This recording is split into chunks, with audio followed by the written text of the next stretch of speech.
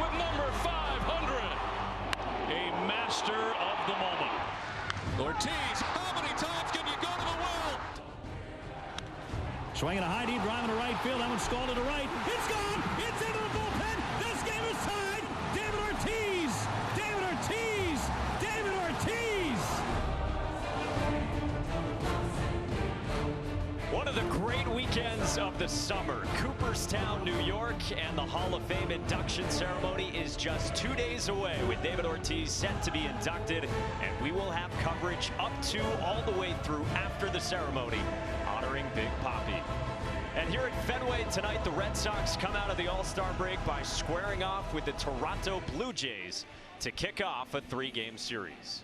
With that, we say hello and thanks for joining us. Alongside Tony Maserati, Mike Monaco filling in for Dave O'Brien. Jemai Webster joins us in a moment. And Maz, it is go time for the Sox coming out of the All-Star break. 10-game homestand going to be crucial. Yeah, you got to get back on the rails. They did not finish well at the end of the first half. Obviously, really wasn't a good couple of weeks there, if you want to go that far. And coming up for the Red Sox in the next 4 series, Blue Jays, Guardians, Brewers, Astros, all playoff teams.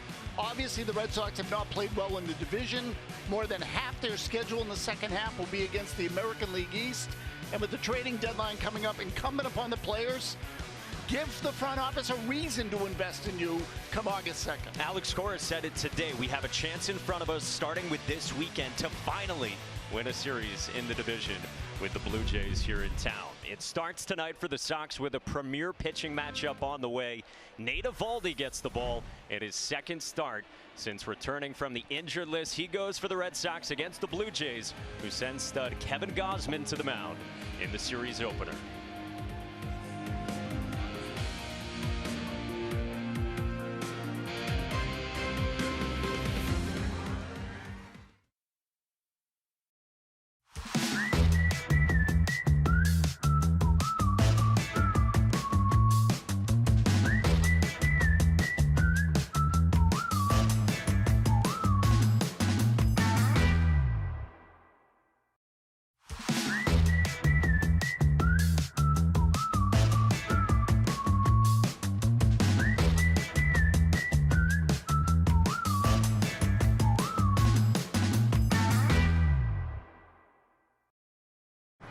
The long-lasting scent of Gain Flings made it smell like Dave was in his happy place. The massage chair at the mall. But he wasn't.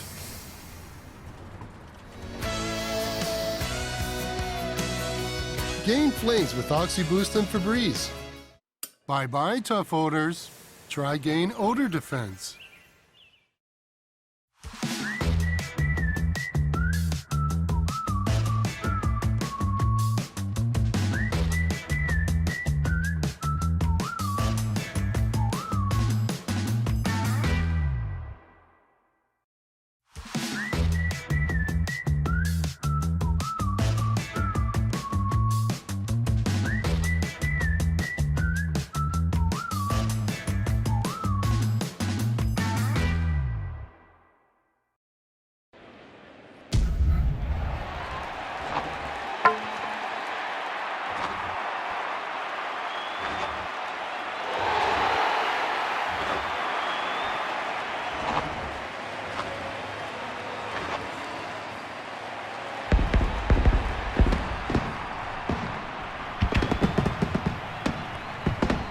Discover Amica Auto, Home, and Life Insurance. Berkshire Bank, all wallets welcome.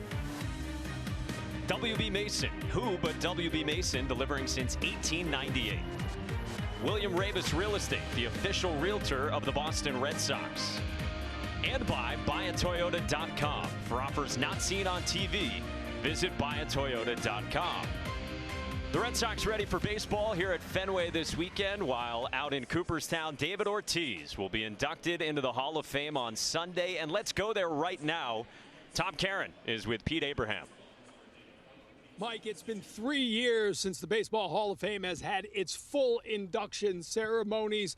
But this weekend, It will be a huge crowd because David Ortiz is being inducted. Peter Abraham of the Boston Globe here to cover it all. This is going to be quite a weekend because it's quite a connection between David Ortiz and the fans and the franchise. Yeah, no doubt. They didn't really have much of an induction in 2020, a very muted one last year, a smaller crowd. Now, we're only 4 hours from Fenway Park, TC. There's going to be a lot of Red Sox fans here. They've been arriving over the last few days, packing the Hall of Fame today. It's going to be a lot of fun. You know, when you talk about that, it has already started, right? Walking around the streets over the last couple of days, lots of Red Sox fans. Pretty good weekend to be a tavern owner in Cooperstown. Yeah, the businessmen here are very happy to see the Red Sox and David Ortiz be a first ballot Hall of Famer for sure. A lot of people coming in. The merchandise is, really crazy. Everywhere you go, David Ortiz, number 34 shirts, and there's Red Sox fans coming in from everywhere. The numbers speak for themselves. Without the numbers, you don't get in the Baseball Hall of Fame. But the connection he has that I mentioned, it is unique in baseball. Yeah, even though he played for two teams, came up with the Twins, David Ortiz really personifies the Red Sox. Helped break the curse in 2004, that 2013 team that unified the city after the marathon bombings. Everything he did makes the Red Sox what they are now, and people are going to be here to celebrate it. Will he be nervous Sunday morning? Does David Ortiz get nervous? He's got 10 minutes to give that speech, and I asked him about it a couple of days ago. He said, man, I got a lot of things I want to say. It's gonna be interesting to see what he says. I'm sure he's going to hit it out of the park. If David Ortiz wants more than 10 minutes, something tells me Big Papi will take more than 10 minutes. In 2013, Boston was his city, as we know. This weekend, Cooperstown is his city. The induction of Big Papi takes place Sunday afternoon. The party has already started here in Cooperstown, Mike.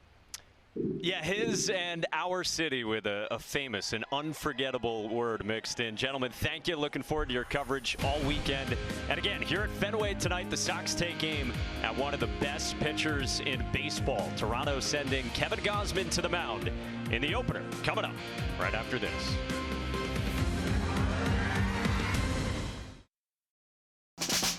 With the McDonald's app, you get access to December drops.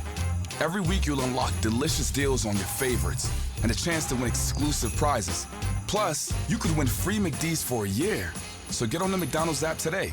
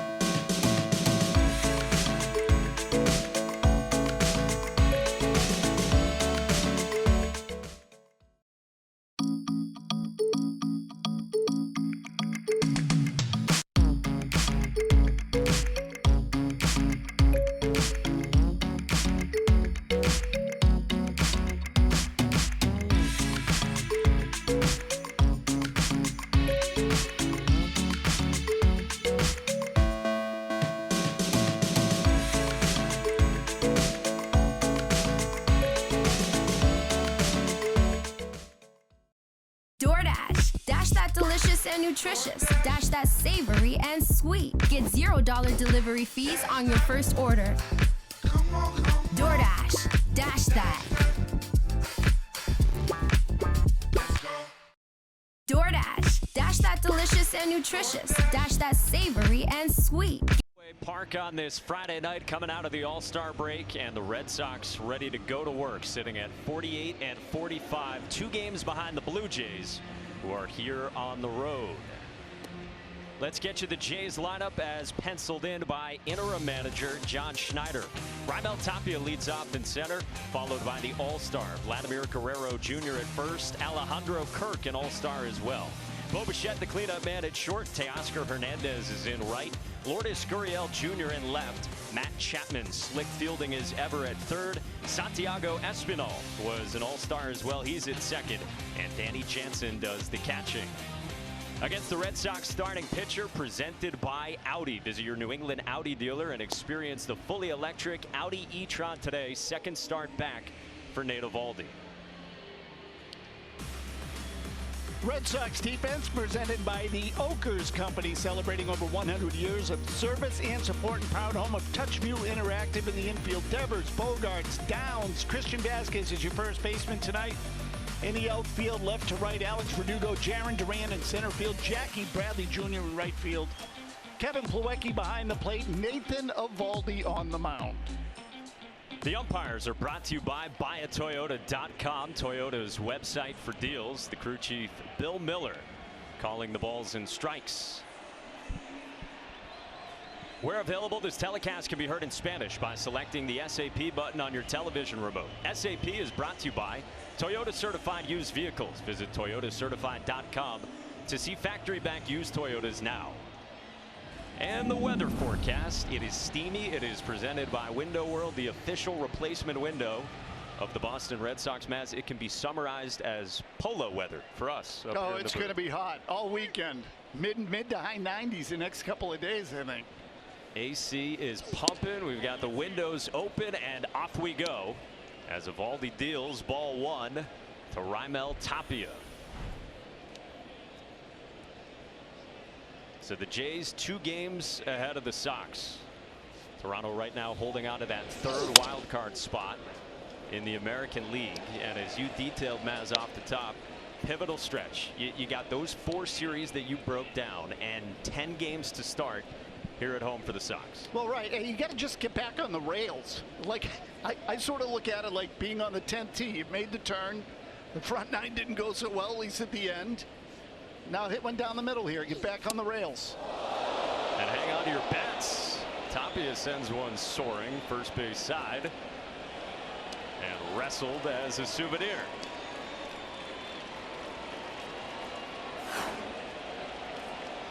Well, this one didn't take long. There it goes. That one goes over the netting into the box seats, as you're talking about. Everyone had a few days off, right? The hands are a little slick coming back on a steamy one. And he's wearing gloves. You got to believe there's a lot of pine tar there, too. All smiles from Tapia at his first season with Toronto. He's in the leadoff spot. He's in center. No George Springer today for Toronto. They're being cautious with him. His elbow's been bothering him over the last few weeks. Eovaldi's 1-2, and he gets Tapia swinging. Beautiful breaking ball. Well, there you go, right out of the gate. We saw a good fastball from Eovaldi, or a series of fastballs, 95 miles an hour. Now he goes to the breaking ball. Gets this one down and in. Excellent pitch. Drops out of the zone. Starts this thing off with a strikeout. We told you second start back. Nate had missed more than a month with the low back inflammation. It had hampered his hip as well. Pitched Friday in the Bronx, 4 1/3, 3 runs with 4 strikeouts. Now faces Vlad Jr. First pitch strike. You can see the difference when this guy steps in the box. Cut fastball, first pitch. Going to be careful. Don't want to give him anything he can hammer at right away. Sticks away with the hard stuff, and powers ahead 0-2 against Guerrero. You know, with all the trouble the Red Sox have had against Toronto, Mike, they've done a pretty good job with Guerrero. Yeah. Guerrero really hasn't been the one to hurt them. Springer not being in these games is a godsend. Just south of the knees at 97 from Eovaldi. 97, as you said. This is a good sign to see early. That Eovaldi's got some zip there when he needs it, just below the knees. The last 2 pitchers have been pretty good, though. Line past the dive of Devers down the line into the left field corner. Verdugo digs it out, and that is a rocket from Vladimir Guerrero Jr. and a 1-out double here in the first.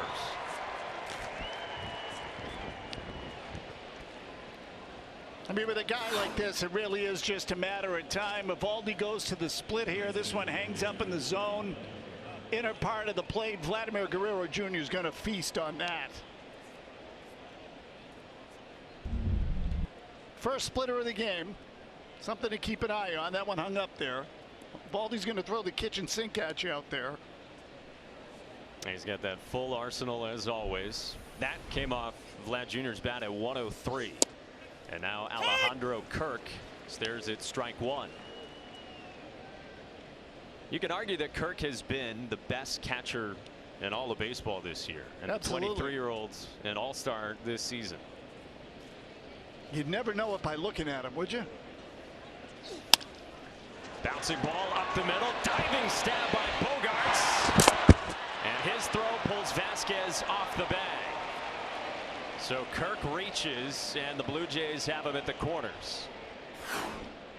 Well, Bogaerts has to go a long way to his left here, which you can see gets it. And I think this play is going to be scored a hit, but my guess is Xander Bogaerts is going to beat himself up a little bit over this throw. With a good throw, he gets him. Vasquez can't hold the bag. Does the right thing, though, coming off and getting the ball. You give yourself a chance still to double play to get out of the inning.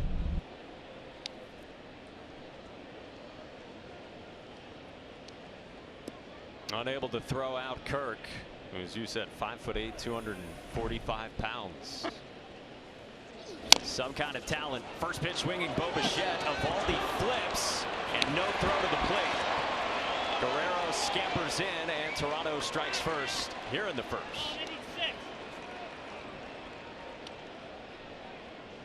This ball's obviously hit pretty softly, just off to the left side of the mound.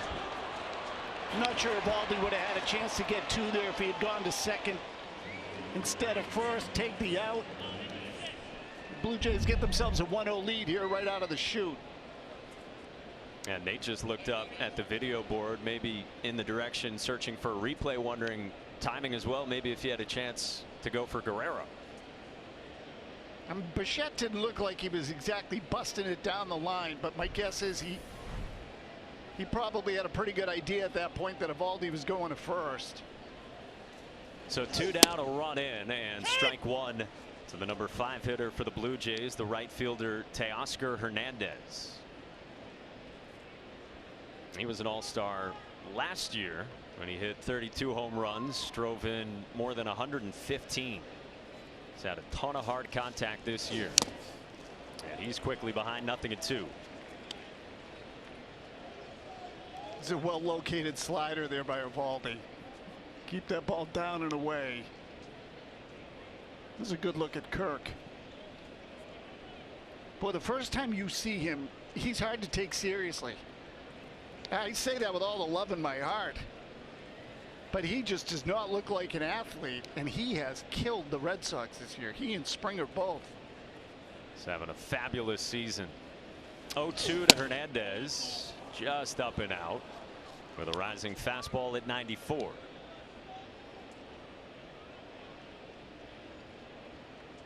It'll be interesting to monitor the velo for Eovaldi. You mentioned earlier this inning 97 was a good sign. When he pitched last Friday in his return, his fastball averaged about 94, 95, a couple of ticks down.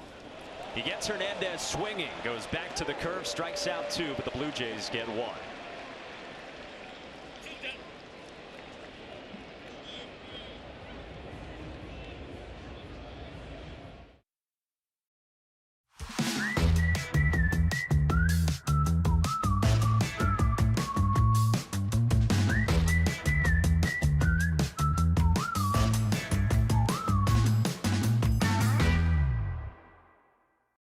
Want your clothes to smell freshly washed all day without heavy perfumes?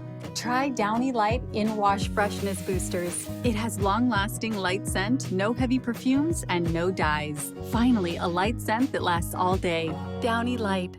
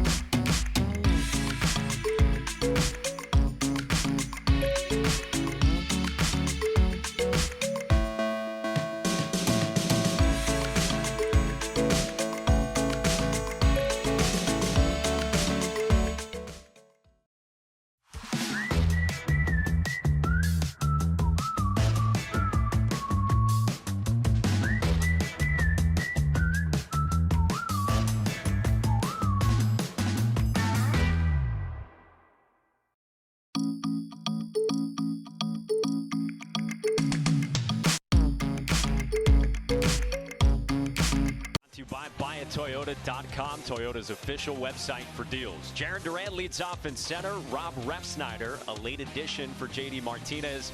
Devers and Bogarts, 3 and 4. Alex Verdugo in left. Christian Vasquez, his third start of the season at first. Plawecki does the catching for Eovaldi, with Jackie Bradley Jr. in right and Jeter Downs at second. Against the Blue Jays starting pitcher, presented by Amica. Discover Amica Auto, Home, and Life Insurance. Kevin Gausman with a 2.87 ERA in 17 starts in the first half of the season. He was curiously not an all-star choice for the American League, but one of the best pitchers in the AL and really in all of baseball the last couple of years. Well, if the Red Sox had a say in it, he'd have been there. He's dominated them the 3 times he's faced them. Jaron Duran drags a bunt towards second, and Espinal with a bare hand flip. Heck of a play by an all-star for the Blue Jays, Santiago Espinal. A good idea here by Jaron Duran. He has not faced Gausman this season. Tries to get on base here with a drag bunt, just a little too hard. Espinal makes the play and get him at first.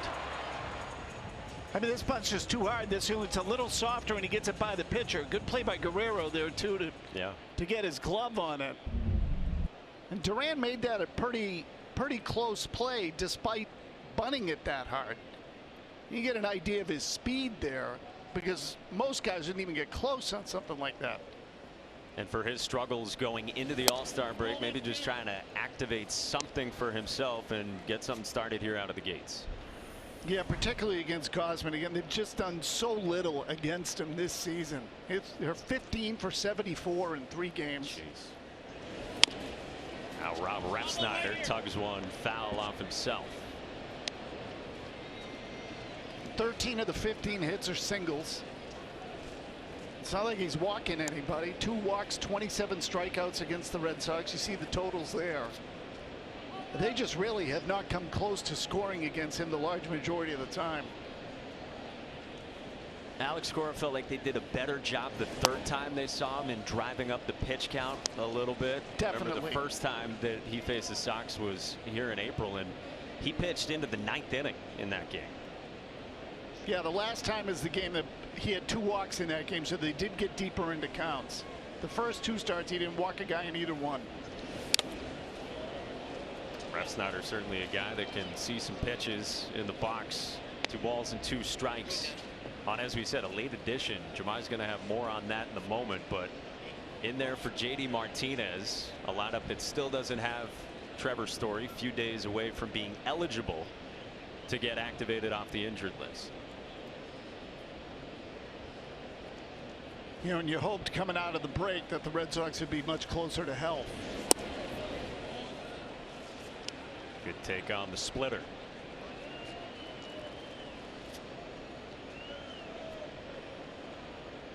Alex Cora was rifling through all the injury updates today as he met with the media for the first time in a few days, and there is a lot to cover, as has been the case the last few weeks. 3-2. Strike 3 called. The fastball at 96. 2 down.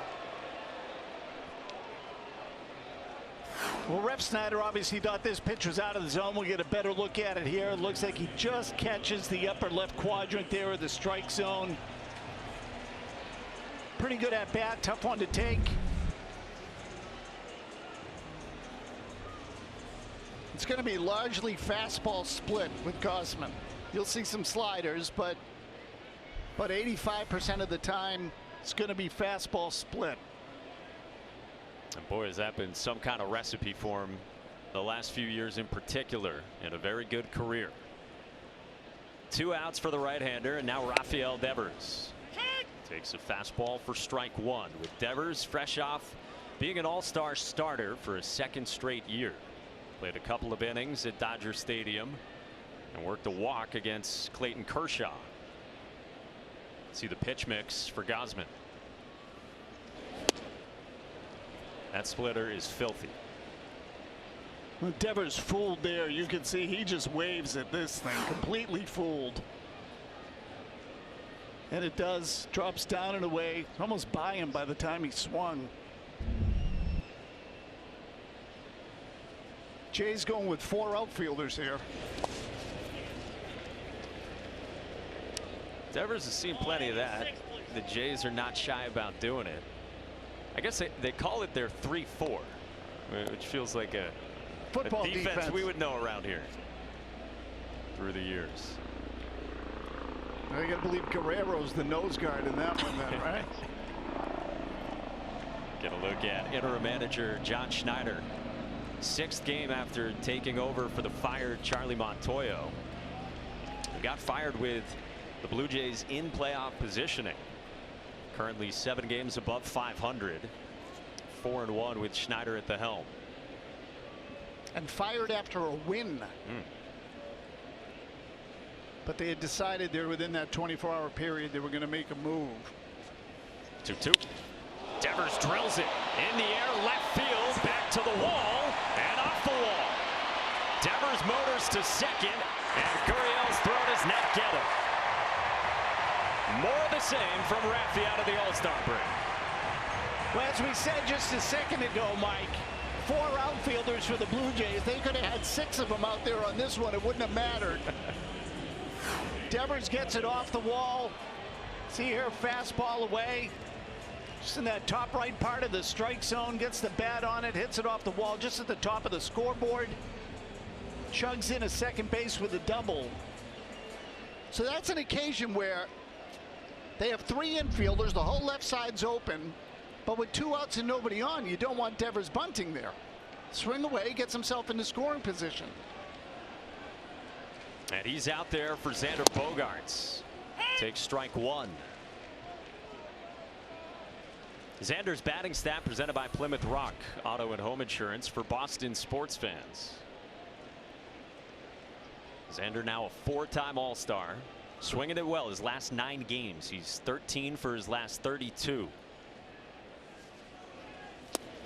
Wave and a miss.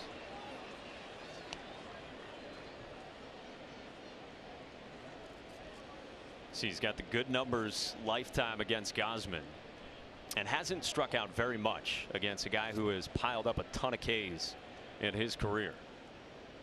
Well, and he and Christian Vasquez are really the only 2 guys that have done anything against Gausman this season. Swing and a miss. The splitter from Gausman strikes out Xander, and Devers left at second.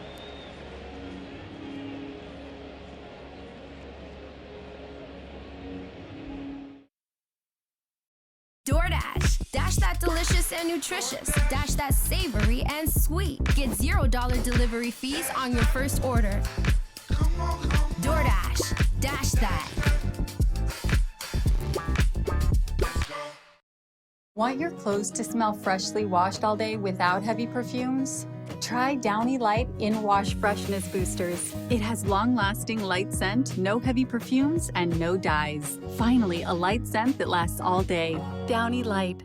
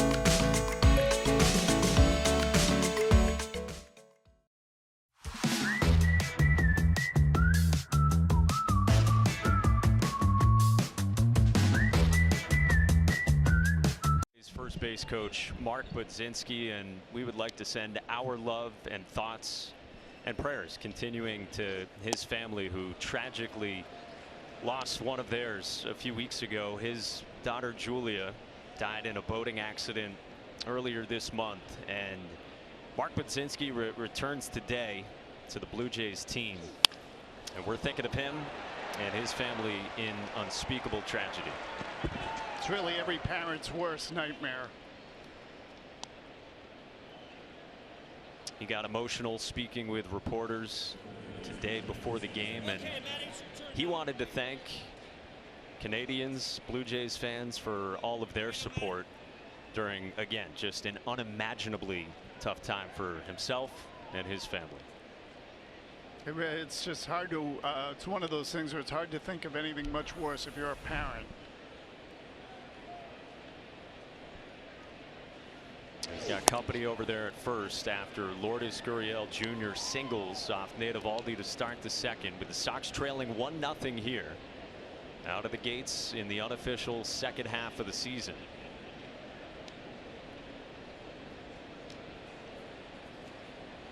Matt Chapman, the batter. A 1-0. Tempted him, but he lays off the slider. 2-0.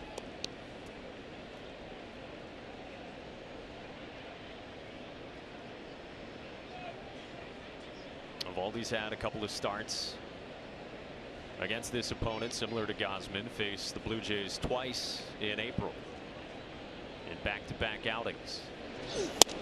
There's a strike, 2-1. I think he's given up what? The overall numbers are good. He's pitched well. I think he's given up 3 home runs, but all solos. And that's it. Just those 3 earned runs in 11 2/3 against Toronto. Good slider there, 2-2. Well, the breaking balls so far from Eovaldi in this game have been pretty good. He's thrown a couple of good curveballs, good slider there. And he gets Chapman fishing there. He's not going to get anywhere near that one if he swings at it again. Struck out 2 with the curveball in the first. 2-2 pitch. Bounced in and a full count on Matt Chapman. So when you talk about pitching well against the Blue Jays, Sox are going to need a lot of outings like that in the division, trying to change what the story was in the first half of the season within the AL East. They're going to need a lot of outings like that tonight and tomorrow. You get Manoah coming next. He was at the All-Star game. 3-2. Popped up foul back over Tony's head. Yeah, he was mic'd up while pitching. It's a nice feature. It's just, I don't know if it's anything you could ever really do in a game. I mean, we saw Enrique Hernandez do it earlier in the year in center field, but with a pitcher, it's impossible. Right. Yeah, Nestor Cortez was mic'd up as well while pitching. Chapman drills it in the air, left center field, and that ball is gone. 2-run shot off of Eovaldi here in the second, and the Jays lead 3-0.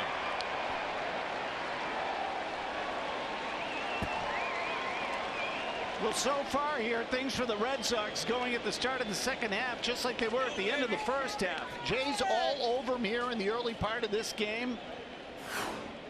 Yankees were all over them last weekend. So fastball belt high, middle of the plate. Chapman doesn't miss it.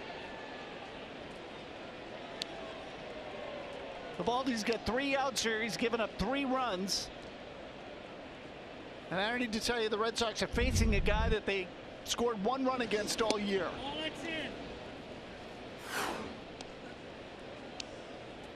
There's always a prop in baseball nowadays. Well, that thing is loud.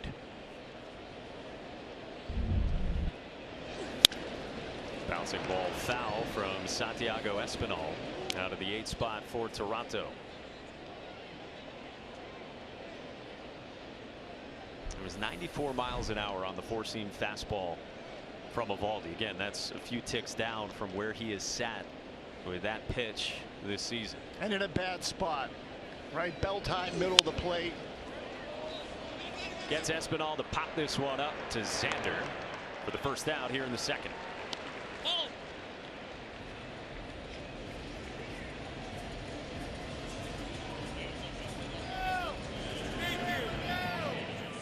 Thank you. Honestly, I've been. Good night to be hanging out on top of the wall. Yeah. Sun's basically gone down or pretty close. How are we doing temperature-wise? You good? Oh, no, right now I feel pretty good, yeah. We get the air conditioning blowing above us, too, though, even with the windows open. How's that for energy efficiency? Pretty good? Yeah, not great. Danny Jansen on the ground to Bogarts. 2 down.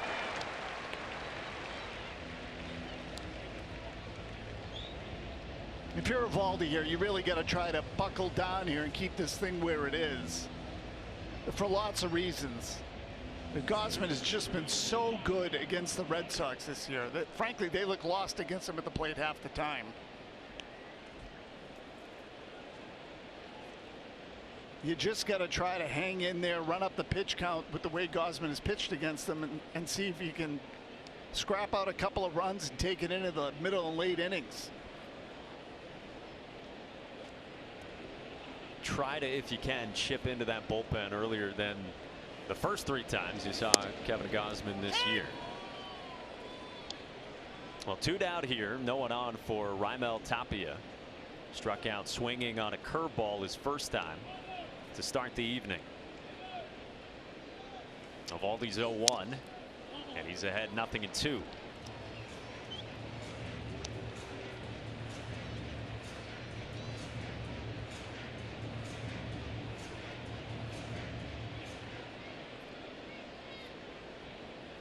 The home run by Chapman, the 11th for the Jays against the Red Sox this year. Boston's hit only 3 against Toronto. You get that kind of lopsided number, you're not going to win many games against an opponent. It's a good Jays offense that has hit a ton of them this year. Start the second half of the season tied for 7th in the big leagues in home runs, now at 120. Tapia on the ground right side at Xander, who finishes off the inning himself after the home run.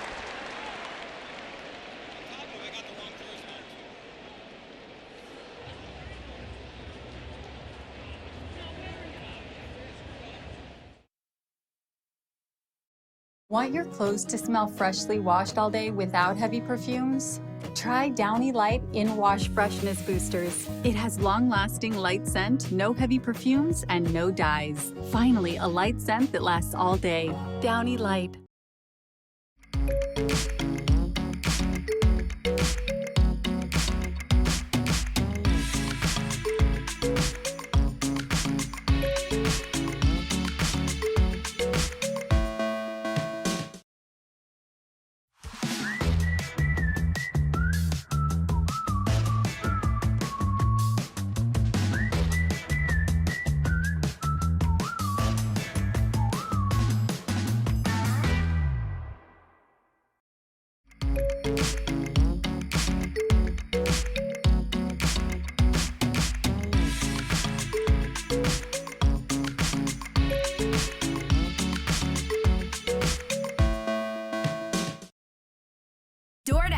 Dash that delicious and nutritious. Dash that savory and sweet. Get $0 delivery fees on your first order.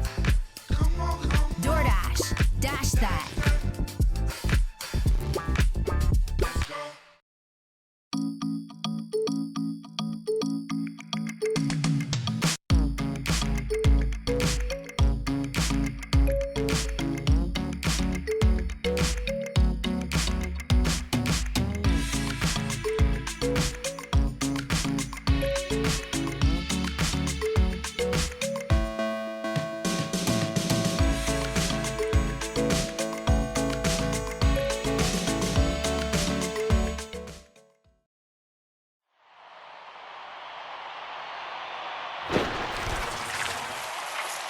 Chapman at third, 3 Gold Gloves, as you know, one of the best in the game. Bichette, Espinal, Guerrero Jr. is your first baseman. In the outfield, Gurriel Jr. in left, Tapia and Hernandez rounded out in center and right field. Danny Jansen behind the plate, Gausman on the mound.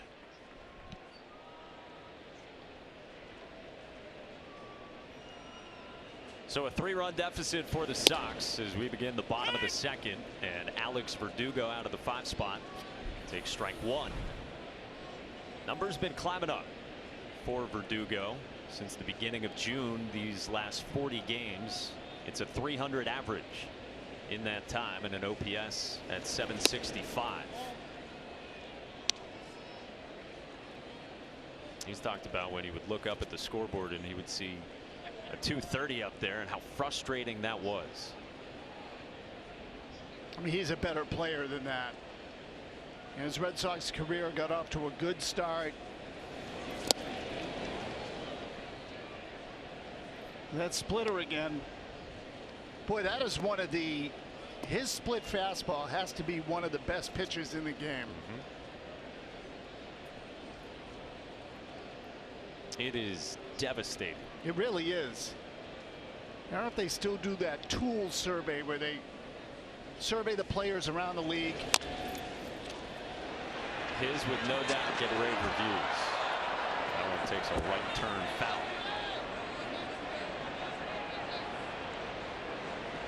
Remember, Baseball America used to do it. They would go around the sport and ask all the players to vote, or a good number of them anyway.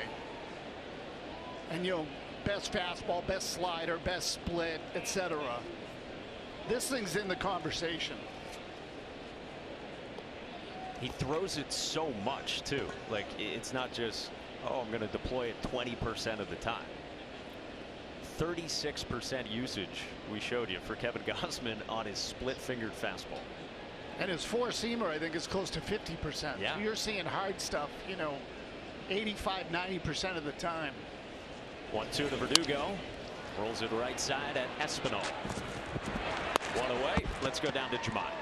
Hey, Mike, well, you mentioned it earlier with Rob Refsnyder come up to bat as the second batter for the Red Sox, as he was a late addition. J.D. Martinez was slated to bat third for the Red Sox tonight, but was a late scratch because of back spasms, something really he's dealt with all season, it seems. Now, he doesn't travel like you, me, or Maz, but he was fresh off a cross-country flight out west for the West Coast, the All-Star game. And earlier today, he did mention how much fun it was at his 5th All-Star game out in Los Angeles. He says the All-Star game is never relaxing.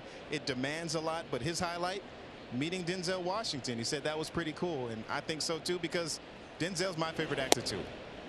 Well, I have a bone to pick, Juillet. I think you do travel that way, regardless of where you're going, out of the country, or even if it's just down to the vineyard. Well, you'd be sadly mistaken. It's public transit for me, and I rock it proudly. So kind of you to join us out of the All-Star break this weekend. Me too, Juillet. I go commercial. Oh, yeah. Only way I know how to fly. Christian Vasquez behind 0-2 against Gausman. But it is a loss to not have him in the first game out, knowing the importance of this series and going up against, as you said, a guy who's been so good against the Sox this year. No question. You're already undermanned as it is. This guy just comes at you. His 0-2 to Vasquez. Little trickler foul. Splitter again. I was texting with a pitcher today who's been teammates with Kevin Gausman. I said, hey, how good is the splitter? Like, in all seriousness. He texted me back 3 words. It's absolutely disgusting. And that's the way it's gone for most opponents against Gausman these last couple of years. I mean, really, again, and you know, the arm action on both the fastball and the splitter are virtually identical. He's just, this guy comes off the mound and almost lunges like he's attacking the plate. Like it's, so it's either coming at you 99, there's a slider there. You're going to see that every so often. But he throws a ton of strikes, always has. It's always been the thing he probably does best. He's walking under 2 guys per 9 innings this year, which is the lowest of his career. I mean, this is how you draw it up in terms of how you want a guy to pitch. Sure is. 1-2. And Vasquez stays alive, working on a good AB here against Gausman. This one here, fastball, 97 miles an hour. That just cannot tickle.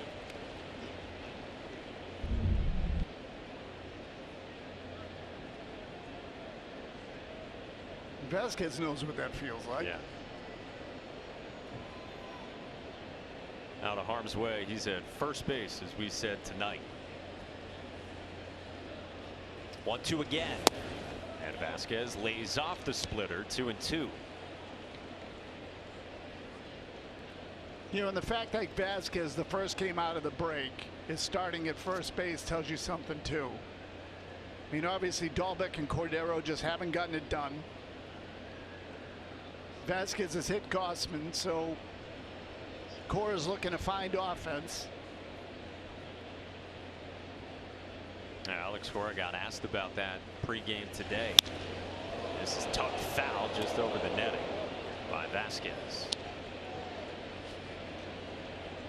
And AC said that those two guys, Dahlbeck and Cordero, we need them to be better. There's been inconsistencies. Plawecki, obviously like him working in tandem with Eovaldi, and for a guy who has success against Gausman, roll out Vasquez at first base. Yeah, it makes sense. And again, the first base problem is a year and a half old. The Red Sox have had plenty of opportunities to address it. They've opted to go with what they've gone there, with the exception of Schwarber at the end of last season. And it's hurt them. And on the hands and into right field, a base hit. What a good AB by Christian Vasquez, who's got a one-out single here in the second. So this is exactly what we're talking about, Mike. Just go up there and have a quality at bat, try to fight this guy off. Hits the middle of the bat, doesn't get a lot on it, but it's well placed. Vasquez, a tough guy to strike out. You get yourself a base runner. Maybe you get a couple of balls in play, hit one into a gap somewhere.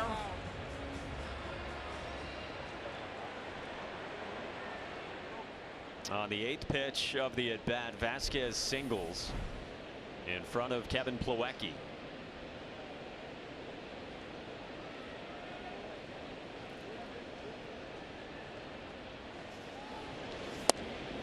Strike one to Plawecki. You know, just to get back to the first base issues the Red Sox have had, they rank near the bottom of the majors in everything at first base. We're talking offensively, defensively, so it's not like you're getting anything from the spot.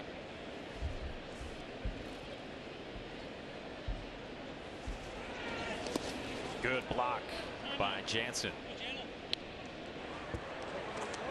Yeah, again, Alex Cora has used the word a few times recently when talking about the offense, and again, like we said, talking about first base, the inconsistencies, and trying to shore that up. I mean, Dahlbeck got hot in the second half last year,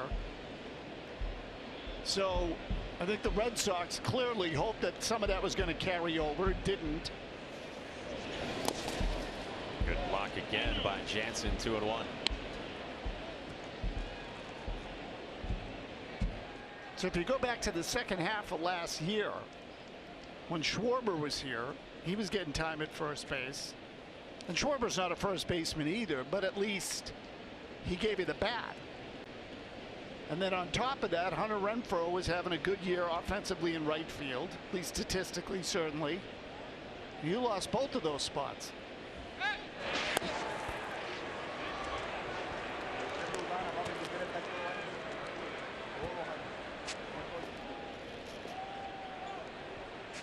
So it's Vasquez at first today.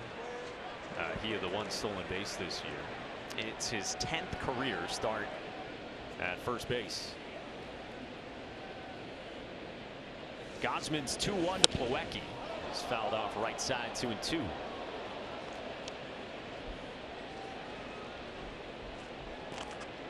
It was good to see Trevor Story out tracking pitches today during a sim game from Rich Hill off this mound here at Fenway. Story not taking swings yet. Alex Cora said he's feeling okay. Speaking of that right side of the infield, would love to get him back soon. I'll tell you, when he got hit by that pitch, I thought it was broken for sure. 3-2. This is what you were talking about, Mike. It's another good at bat here. They've done a pretty good job, the Red Sox have, of running up some pitches here in the early part of this game.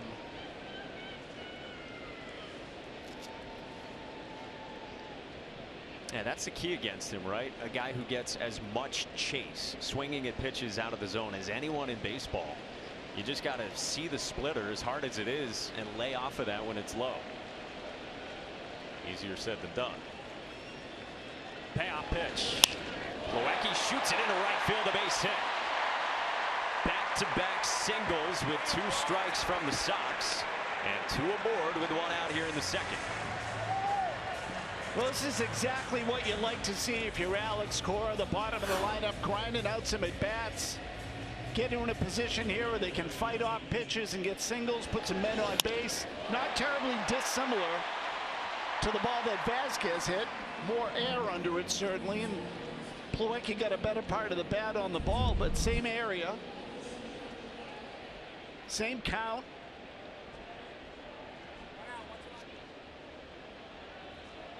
Yeah, both times fastball in, to your point, spraying it the other way. So 2 on for Jackie. Splitter to start.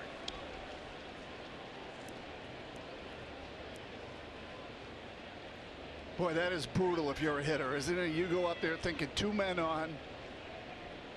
I'm the number 8 hitter in the lineup. Maybe I get a fastball. He drops a split on you on the outside corner and you swing and miss.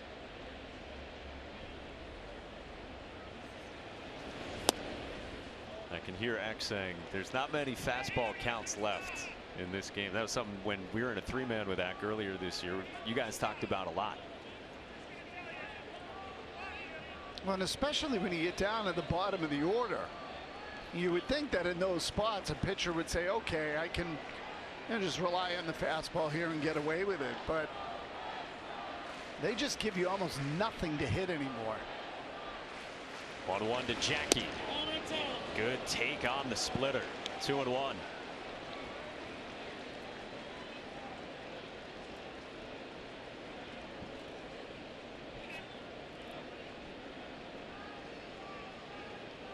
This will be the 23rd pitch of the inning from Kevin Gausman with just the 1 out.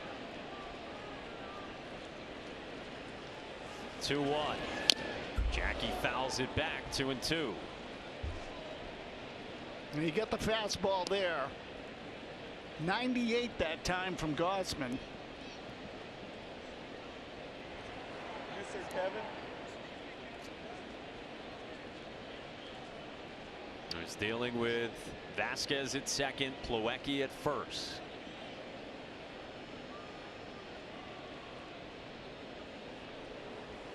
Two. Jackie rolls it foul and stays alive. He did a good job fouling off this pitch. And this one's off the plate. You see there the numbers, 2 for 28 against Gausman. Bradley is just gets a piece. That's what you said, grinding out at bats. Something that Alex Cora will love here in the second. Bradley trying to come through. On a 2-2. Chases in the dirt and strikes out. And there's 2 away.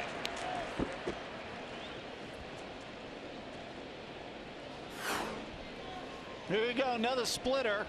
Down in the dirt here. Bradley waves, doesn't get it. Just such a hard pitch to defend against because that one was down. But this guy gets you on his heels. Comes out of his hand, you think it's a strike, you're gearing up for 97, 98.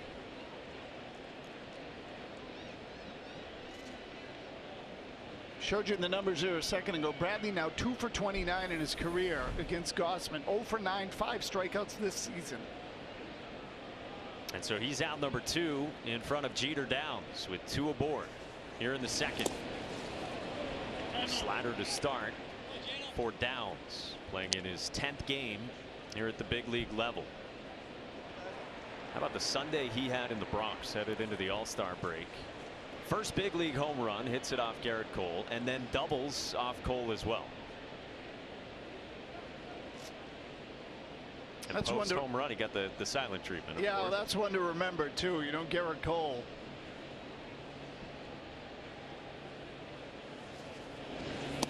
Two and 0.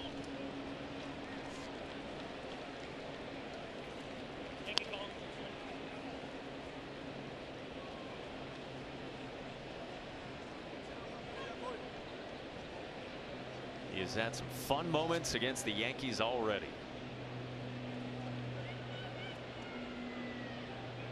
This feels like a good time for a 2-out hit, doesn't it? Bottom of the lineup, little rally at the bottom of the lineup. On a 2-0 pitch, down, swings through the splitter. So to your point again, got a 3-0 lead, 2-0 count, 2 men on. You think you're going to get a fastball, he throws you the split, and he throws it for a strike.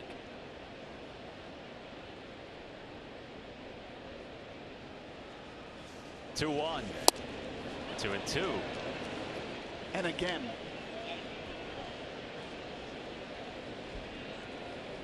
It's almost 50% of the time you swing at it, you miss. Yeah. It's an incredibly high swing and miss rate on that pitch. I mean, and his confidence level in it is off the charts. He's not afraid to throw it at any count to any batter.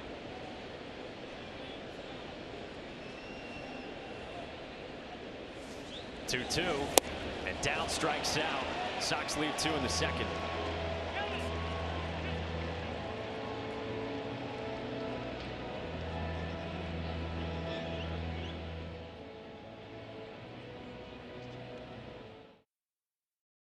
The long-lasting scent of Gain Flings made it smell like Dave was in his happy place, the massage chair at the mall. But he wasn't. Gain Flings with OxyBoost and Febreze.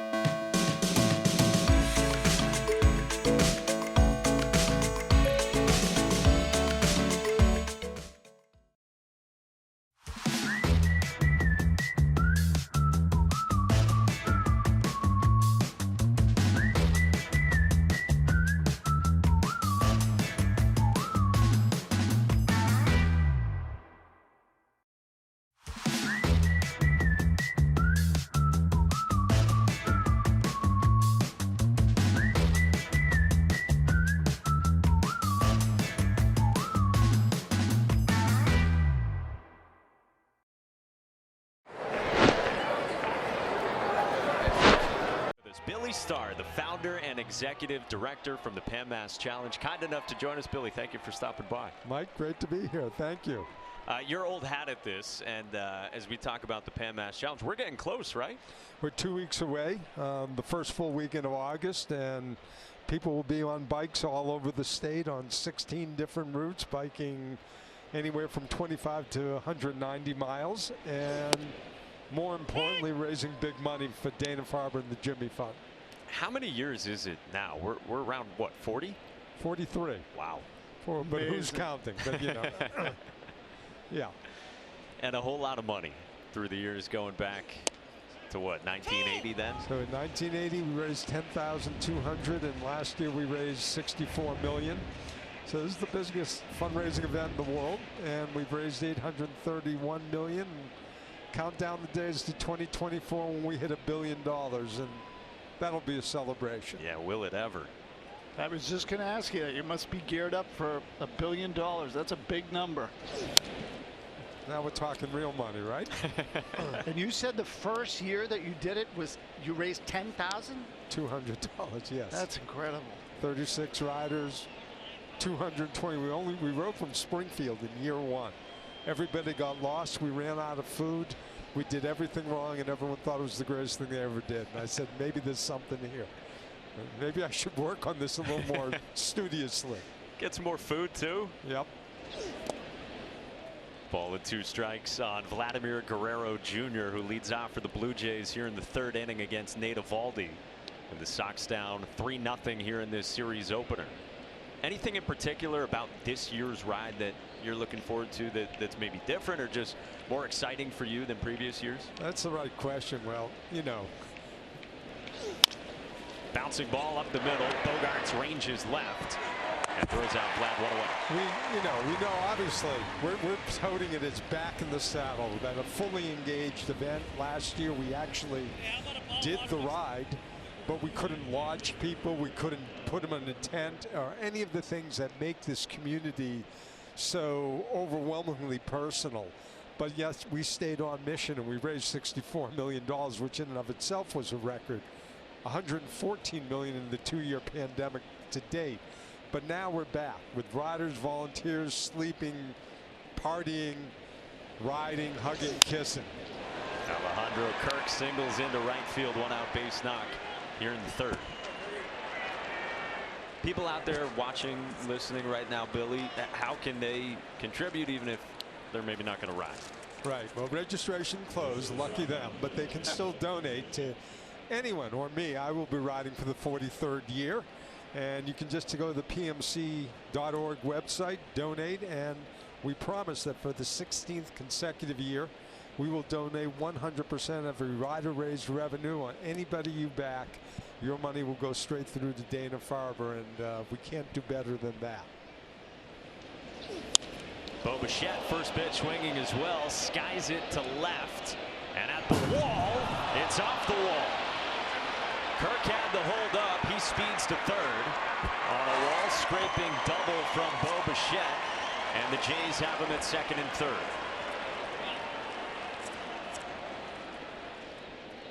Well, Bichette reaches out and just kind of pokes this thing out toward the left field wall. That's a slider down in the zone. Got her off the end of the bat a little bit. Verdugo goes to the base of the wall here. I think that ball almost landed behind his glove or maybe just above it. See, just below the O on the Who But W Mason sign. Jays get themselves another couple of runners in scoring position with 1 out. They've had 2 hits in every inning now. And it brings up the 5-hole hitter, Teoscar Hernandez, who struck out swinging his first time.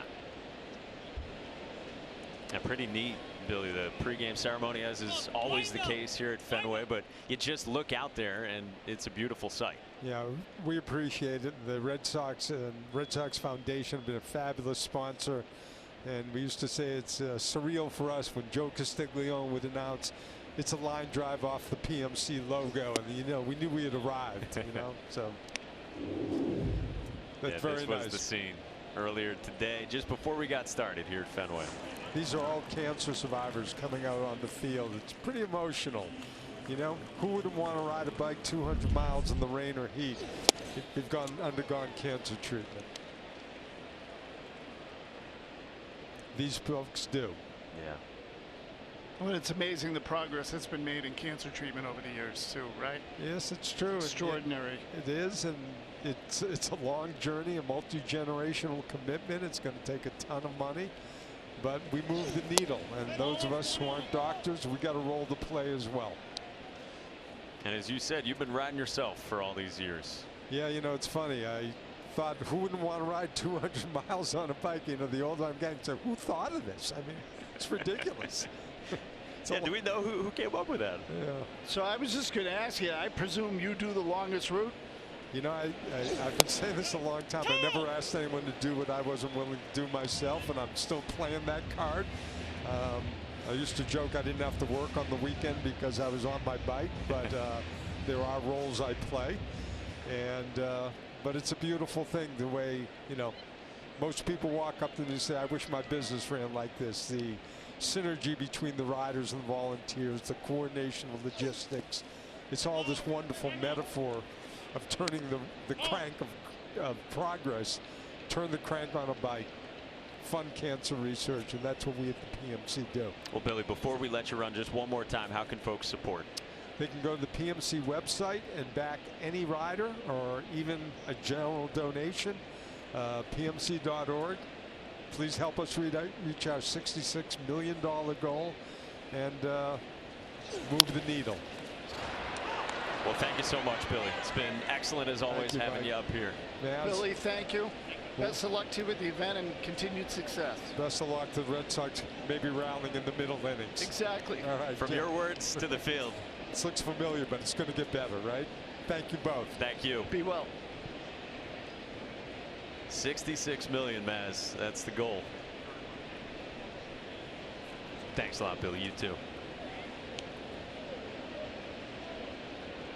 Yeah, great scene here. As always, pregame PMC night. That misses to Hernandez, and so now the Blue Jays have him loaded. 3 straight have reached against Eovaldi here in the 3rd inning. Alex Cora up on the top step of the dugout here. A fastball looks like it's just off the outside part of the plate. Hard to tell from that angle whether it clipped the corner.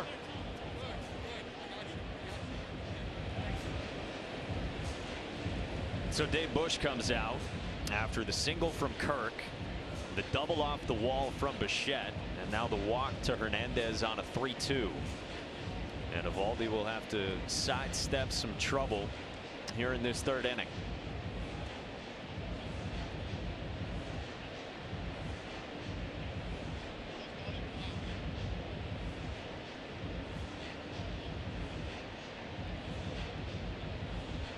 Doug Eddings, the home plate umpire, makes it all the way to the mound to chat with both Bush and Eovaldi.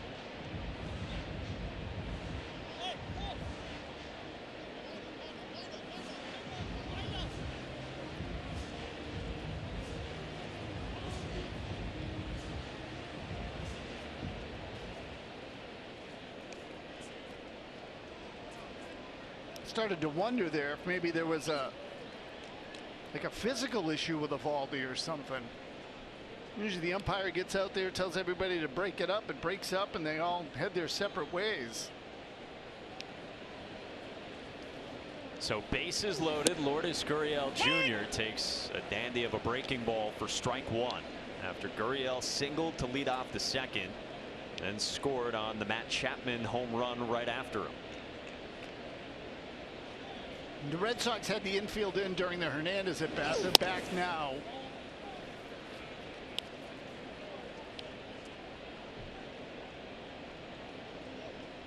Playing for the double play. They would love to get one here and get off the field. 1-1. 2 balls and a strike on Gurriel.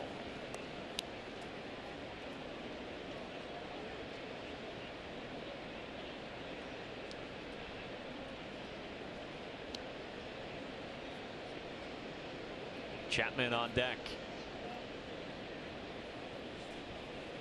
Nate's 2-1. On a line into center field, base hit. Kirk scores. Bichette right behind him.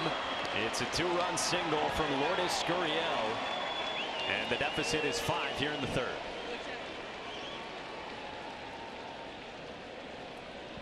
Well, this is not the way the Red Sox wanted to start this second half of the season post All-Star break. Eovaldi again throws a cutter there, catches a little too much of the plate, lined into center field for a single. 2 runs come across with 1 out here in the 3rd. It's now 5-0 Toronto.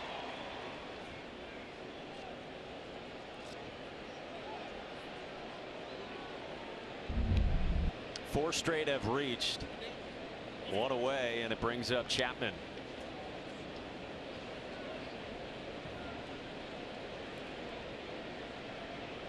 You go back to the final 2 games here before the All-Star break. Red Sox were outscored in those games 27-3 combined by the Yankees. Here you're off to a 5-0 start.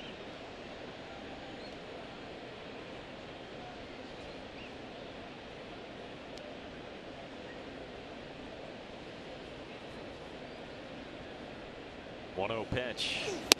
Yeah, and Alex Cora didn't dance around it pregame either when he talked about it. He said, obviously, we didn't play good baseball before the break. But he said it's about how you look at it. We are in a position where if we play consistent baseball, we'll be in October. That's what he told Adam on Friday Night Fenway. But, yeah, certainly not the start you want these first 3 innings coming out of the break.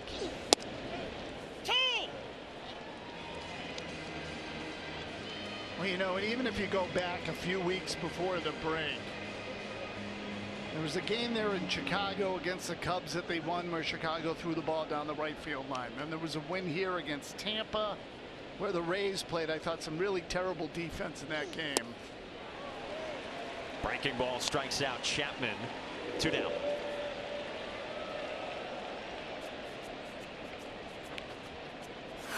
Well, a big strikeout here for Eovaldi to try to stop the bleeding a little bit. Gets Chapman to chase. Again, he had homered in his first at bat. That was last inning in the second.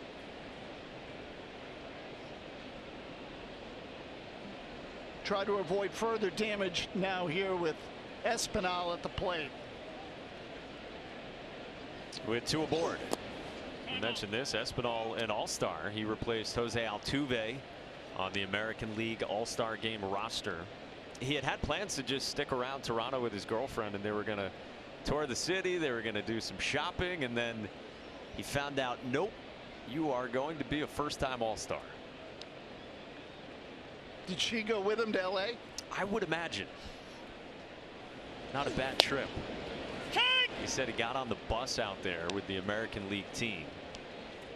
Said he saw Miguel Cabrera on the bus and said, holy crap, that's Miguel Cabrera. I have watched him my whole life. Of course, Espinal, the piece the Red Sox traded for Steve Pearce.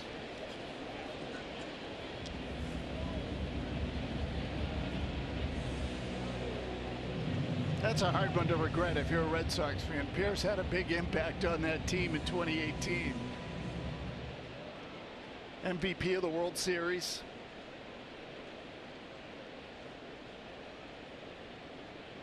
Yeah, it's something that Espinal has said has fueled him. Seeing Steve Pearce go on to be World Series MVP that season, said, hey, I got to do at least that in my career.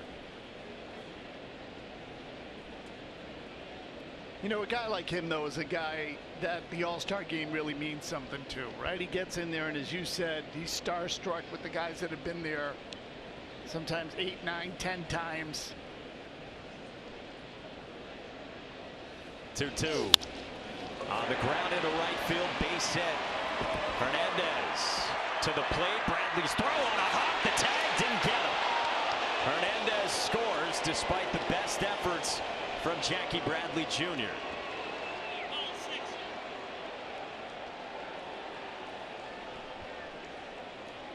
Well, Bradley comes up throwing here. I thought he had a pretty good chance at him with the way this play developed. Bradley with a strong arm. Just a little up the third baseline. Plawecki can't quite sweep the tag across. Good slide here by Hernandez. Gets his hand on the plate. Hard to complain about that throw. If it's just a couple of feet more to the left, he probably gets him. Oh, that's outside. Jackie's throw registered at a tick above 91 miles an hour.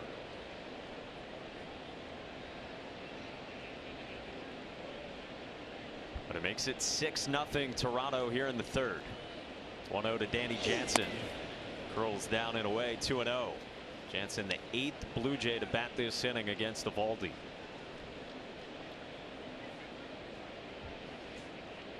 Jansen, a guy who's battled a few different injuries this year. Most recently came back from a fractured bone in his hand. Takes high, 3-0.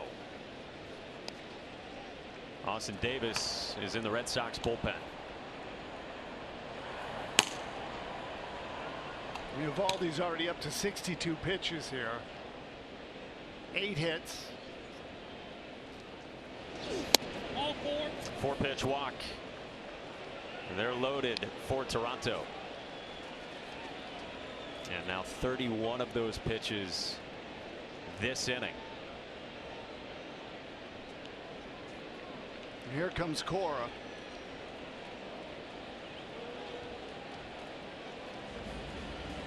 To get Nate Eovaldi.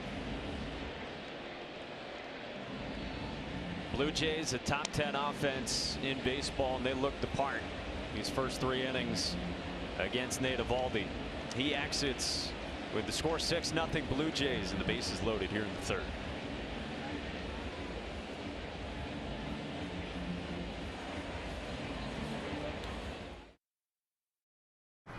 The long-lasting scent of Gain Flings made it smell like Dave was in his happy place. The massage chair at the mall. But he wasn't.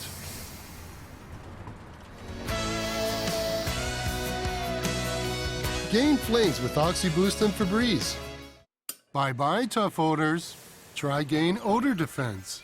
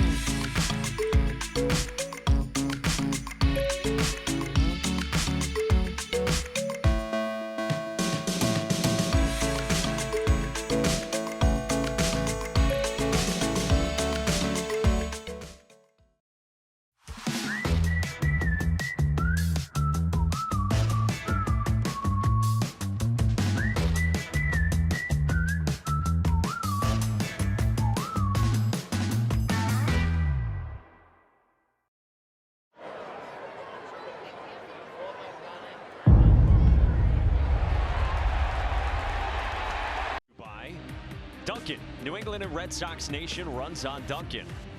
Plymouth Rock Auto and Home Insurance for Boston sports fans. And by WB Mason. Who but WB Mason, delivering since 1898. Well, Nate Eovaldi's pitching line brought to you by Ace Ticket. Ace Ticket, best seats at the lowest prices. The 8 hits you mentioned, 6 runs. He's responsible for the bases loaded here in the 3rd.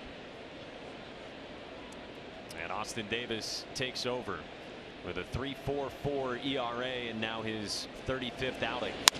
First pitch swinging left on left, and Raimel Tapia soars it to center. Jared Durant trying to locate it, and it lands back on the warning track. Oh boy. Gurriel and Espinal score. Jansen in as well. Tapia to the plate, and it is a grand slam inside the park from Raimel Tapia. Wow.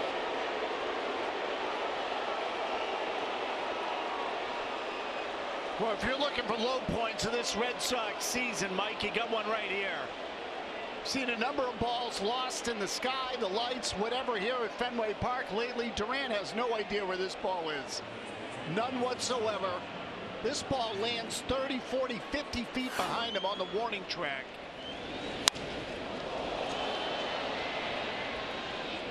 You see his hands go out here. He has no clue. He comes in. The ball lands behind him.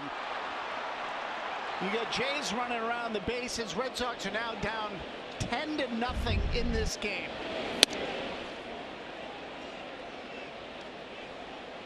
Xander Bogaerts was pleading with Durant, trying to help him locate it. Tapia helmetless all the way in with a belly flop to cap it off. Man.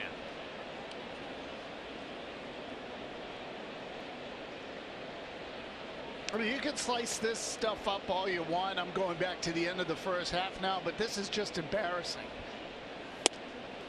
I mean, it's embarrassing baseball that's happening. These games aren't close. They're not even remotely competitive. 27 runs given up in the final 2 games in New York, 10 here in the first 3 innings tonight. Another look at it from this angle.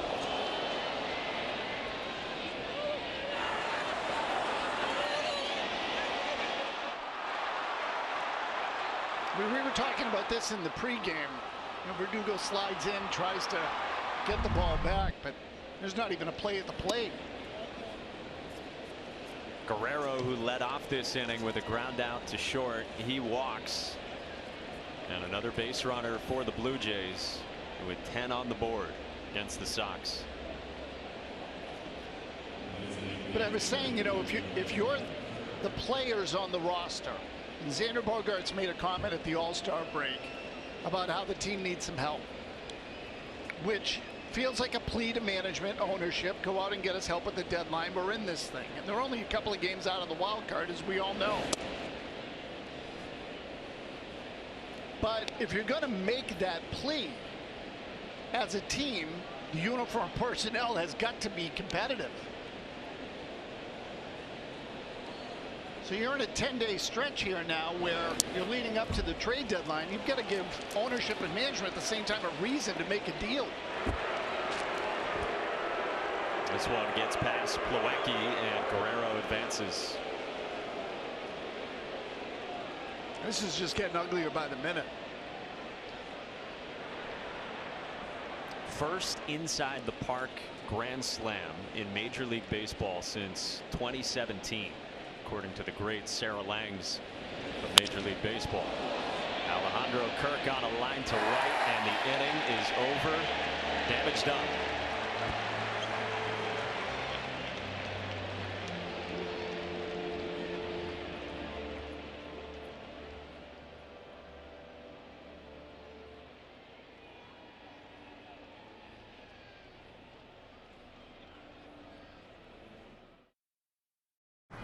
The long-lasting scent of Gain Flings made it smell like Dave was in his happy place. The massage chair at the mall.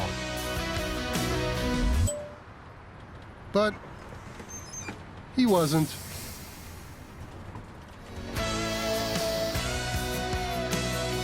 Gain Flings with Oxy Boost and Febreze.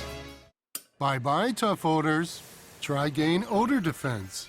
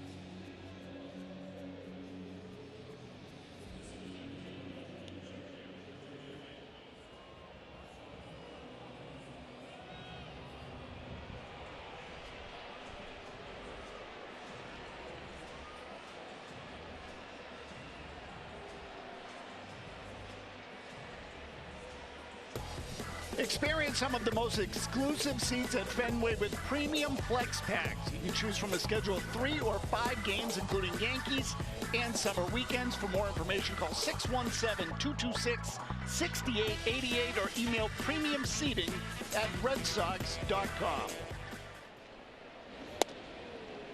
Well then. Yeah, this one got to the away bottom of the fast. third. Again, the games have not been competitive, not even remotely competitive, going back to that Yankee series. And there was a lot of losing in that final week of the first half. There's just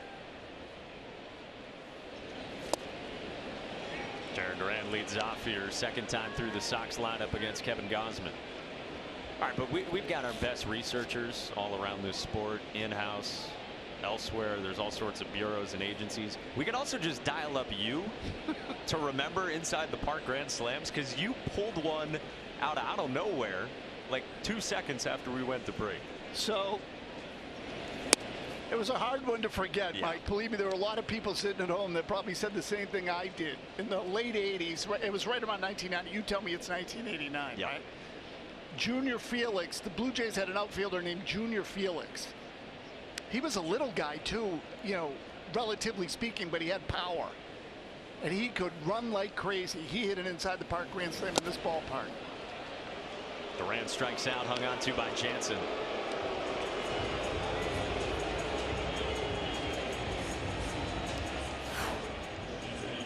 Well, again, you're going to get fastballs and splitters from Gausman. He just blows this one right by Jaron Duran, who's had himself a tough 10 minutes or so. And the grand slam, inside the park grand slam that Tapia hit, Duran just lost the ball up in the sky. Nowhere near it. You hear outfielders talk about it all the time. It's the most helpless feeling when at this time of the night you just can't find it. Well, it happened to Christian Arroyo here against the Yankees, as we all know.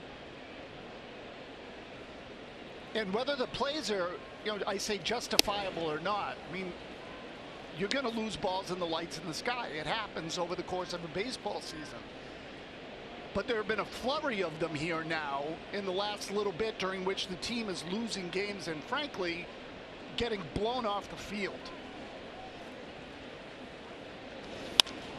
Rob Refsnyder serves one to right. Run down by Hernandez for the second out.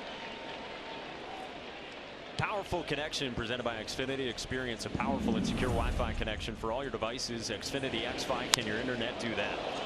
Raimel Tapia, and you can see there, he even just thinks that he flew out to center field. He's sort of disgusted with himself. Duran just now realizing the ball is well behind him at the base of the center field wall. Tapia, to his credit, recognized it, hustled around the bases, slid in easily for an inside the park grand slam. I mean, think about that. The Blue Jays in franchise history have 2 inside the park grand slams, and they have both been right here at Fenway. So those are the only 2. The only 2. I think the one with Junior Felix happened in a day game, if I remember right. I might be wrong. How about in the 9th inning of a game? Bob Stanley was on the bump.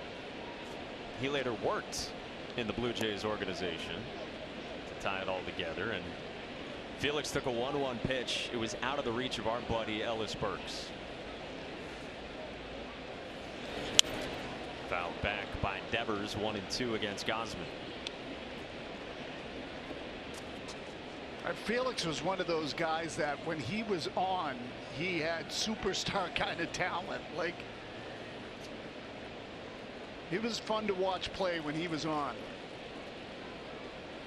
It was his first career grand slam. 6 feet, $170. Devers strikes out. 1-2-3 for Gausman in the 3rd.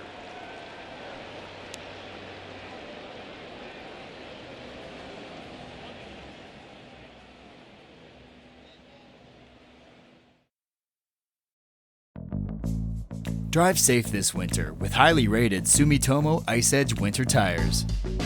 Plus, at Cal Tire, don't worry about paying until 2024 with our special financing offer.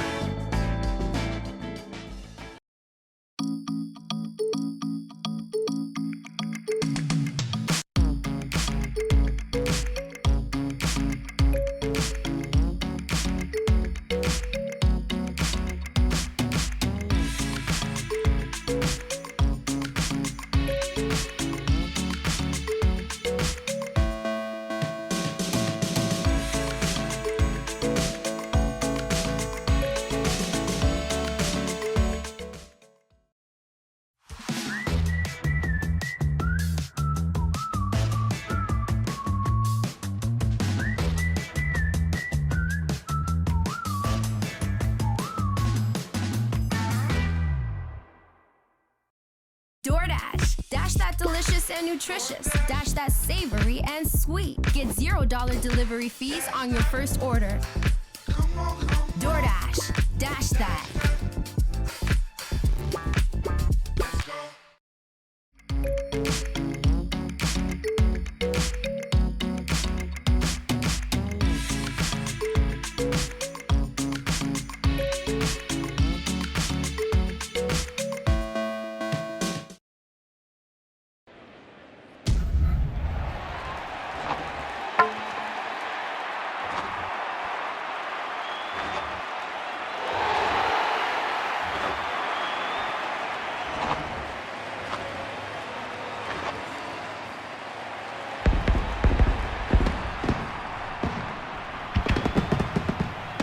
Ortiz at Fenway Park on Tuesday when the Red Sox take on the Cleveland Guardians.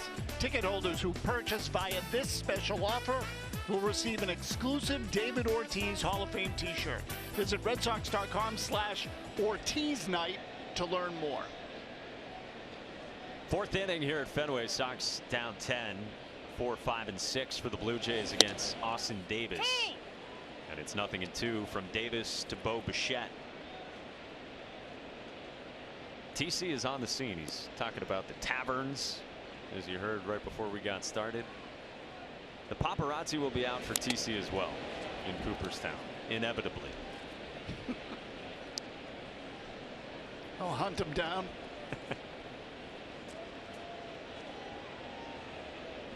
Big Papi in Cooperstown, rightfully so.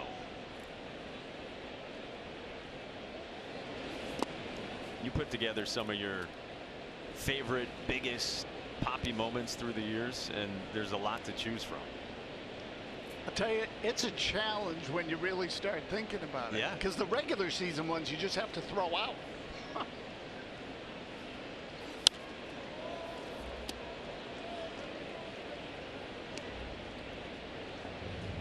I don't think it's a coincidence when you look at, well, you see the 4 World Series banners up there.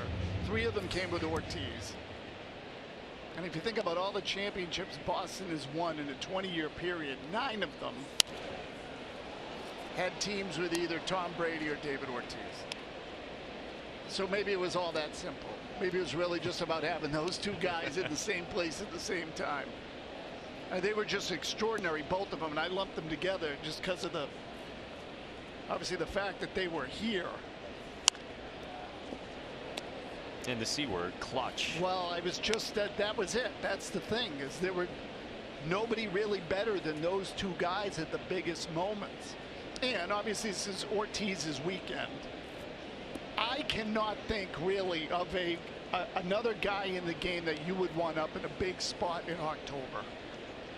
No way. I mean, there are a lot of guys you would take. Jeter was a great postseason hitter in the clutch, but he didn't have the power Ortiz did. Reggie Jackson had the power, but Reggie was not, to me, all of Reggie's great moments were home runs. Ortiz was a skilled hitter. Some of his best at-bats were game-winning singles. One in particular always stuck out to me. Bichette strikes out 1 away here in the 4th. That was the Loaiza AB, right? It was a fabulous at-bat that, again, I don't think he gets enough credit for. It was Game 5 of the LCS in 04, when the Red Sox came back, obviously, from the 3-0 deficit. Everybody remembers the Quantrill homer, the home run against Paul Quantrill into the bullpen, the Yankees bullpen in Game 4 that extended the series. The Loaiza hit the next night was a bigger hit. After an absolute battle. 10-pitch at bat. Jeez. And I watched the at bat in its entirety again the other day. And there were a couple of pitches here that Ortiz had to really fight to foul off. Teoscar Hernandez drives this to right and into the bullpen. Solo shot the opposite way for Teoscar Hernandez. It's 11-0 Toronto in the 4th. They're just ringing up the cash register now in Toronto. As you said, 11-0 in this game. That's 38 of the last 41 runs in the last 3 games scored by the opposition against the Red Sox.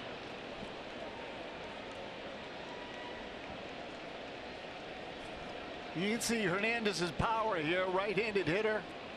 Not many guys who can hit those bullpens from the right side of the plate. This thing's a bloodbath. 104 off the bat of Teoscar Hernandez.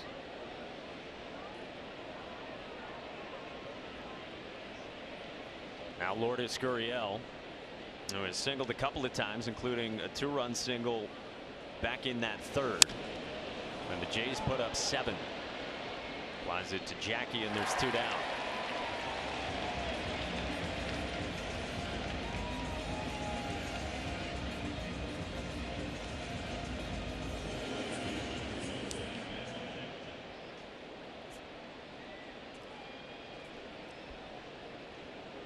Yeah, I like the way you phrased it in your post about Big Papi, the 5 moments that defined him. And certainly, like we said, you could choose from so many. And first on your list was not a swing. It was probably the most famous and lovable expletive in the history of this city. Yep, the marathon speech, the post-marathon bombing speech here at Fenway. Totally unscripted. I think it lasted 47 seconds, if I remember right.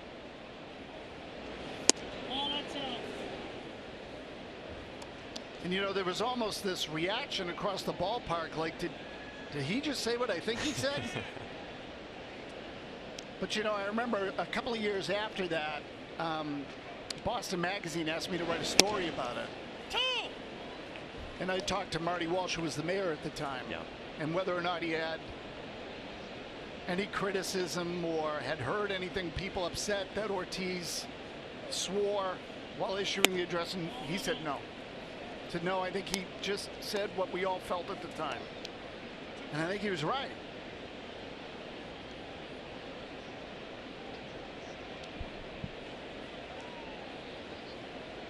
Two.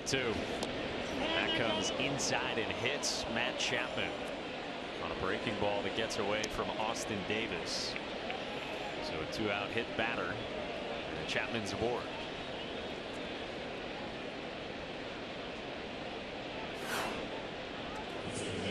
Well, breaking ball here by Austin Davis. Catches Matt Chapman right on the back knee, his right knee on the inside. That one smarts. He catches it right on the side of the kneecap. He's able to sneak in a smile about it. And he's on with 2 outs in the 4th. Here's Santiago Espinal. Now you heard TC and Pete Abraham on that pregame hit that there is a lot of 34 that they're already seeing in Cooperstown. And what, 4 hours to get there from Boston? It's going to be some kind of party all weekend. Oh, totally. And again, when Red Sox or Yankees get in there, the fan response is enormous. I know that when Jeter and Mariano Rivera, and I don't remember, I can get all my dates mixed up now, Mike, but next one. One of those guys got delayed by COVID. I think it was Jeter. But they were expecting record crowds in Cooperstown when those 2 players got in, and obviously there's a New York connection there. 1-2. Foul back. You know, in the case of the Red Sox, Ortiz was, I think, inarguably the most impactful player in Red Sox history.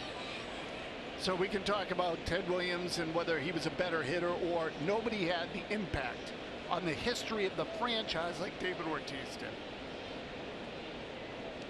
Already got a text from Uke tonight. He's one of the guys set to be in Cooperstown this weekend. Pedroia, I believe, scheduled to be there. And Alex Cora shared pregame today that Jason Varitek will leave the team and will head to Cooperstown. Which Jason Varitek, true to form, he thought, but ended up in the end realizing that, yeah, that's where he should be. Slow roller back toward Davis. He pivots. Dug out. No pass. Vasquez. Espinal reaches. Chapman stops at third. 2 in scoring position for the Jays. Well, you can hear the hoots again from the crowd here. Davis gets it, spins, has trouble getting the ball out of his glove. Bounces the throw over to Vasquez. Skips over by the tarp there, down by the right field line. You see, he kind of double clutch trying to get it out of there. Right here. He had trouble getting a good grip on it. Just add it to the list. Scored a base hit and then the error on Austin Davis. Danny Jansen down 0-1. And he drills one. Left center field. Into the monster. 3-run shot, and the Jays are just pouring it on.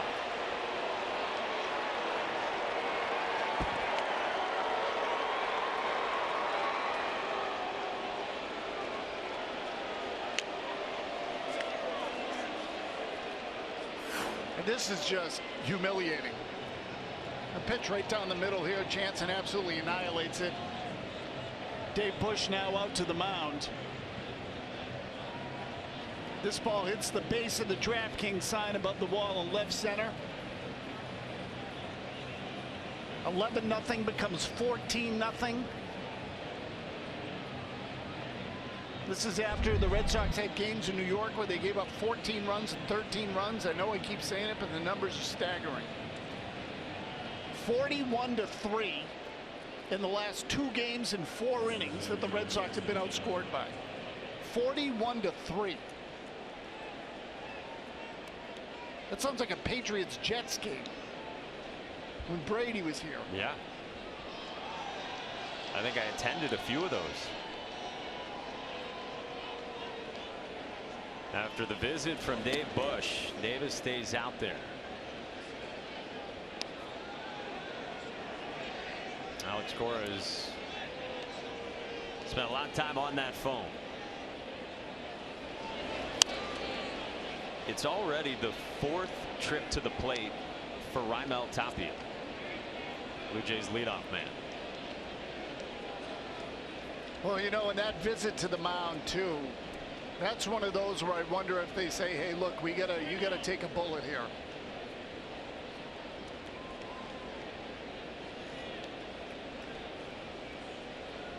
One pitch. This is with a fastball, 2-1.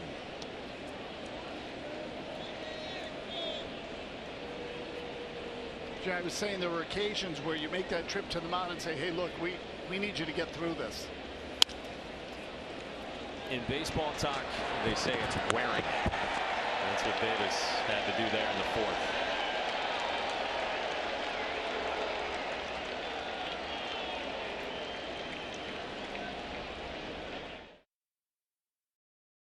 Want your clothes to smell freshly washed all day without heavy perfumes? Now they can with Downy Light In-Wash Freshness Boosters. Just pour a capful of beads into your washing machine before each load to give your laundry a light scent that lasts longer than detergent alone, with no heavy perfumes or dyes. Finally, a light scent that lasts all day. Downy Light, available in 4 naturally inspired scents.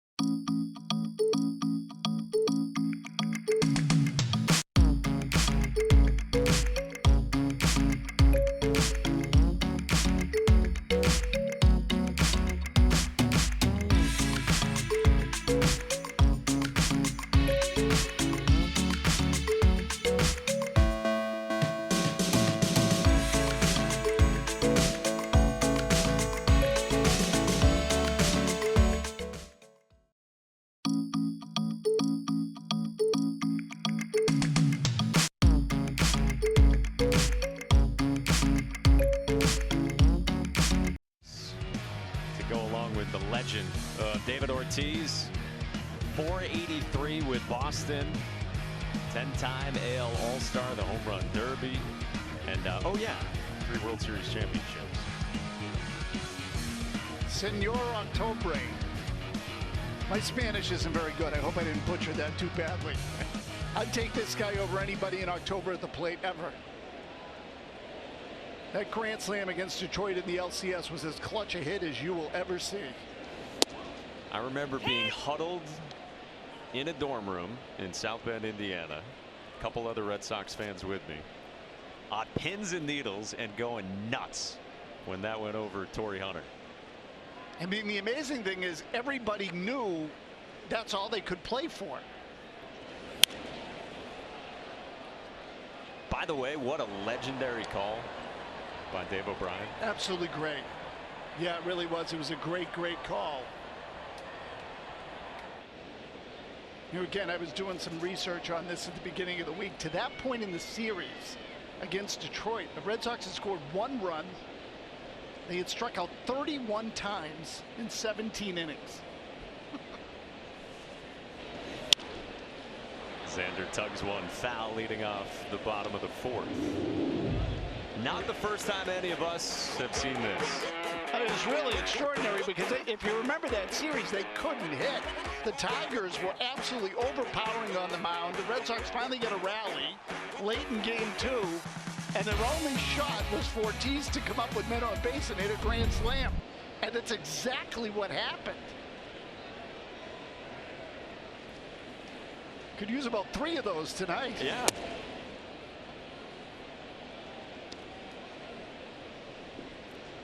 It's going to be so fun reliving some of the best moments of his career on and off the field over the course of this weekend. We told you we've got a NESN contingent there led by TC and company. Great folks behind the scenes. They'll have all the coverage for you this weekend. Ceremony Sunday set to start at 1:30 p.m. Xander strikes out, 7 Ks for Kevin Gausman. 1 away in the 4th. And this strikeout for Bogaerts looked a lot like the first one. There you go, ball disappearing down in the strike zone. This guy's a machine.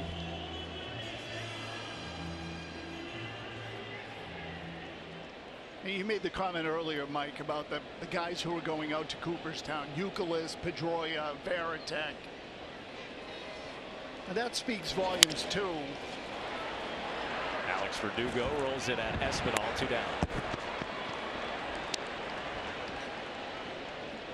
I mean, because Ortiz was a larger-than-life personality as much as he was a presence in the batter's box.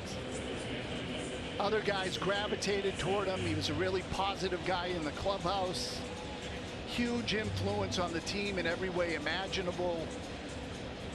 And bilingual. And I've always felt this way, that those guys who can relate to American players, Hispanic players, really end up bridging potential cultural gaps in a clubhouse. They're huge. And everybody liked him. They all liked him, every single one of them.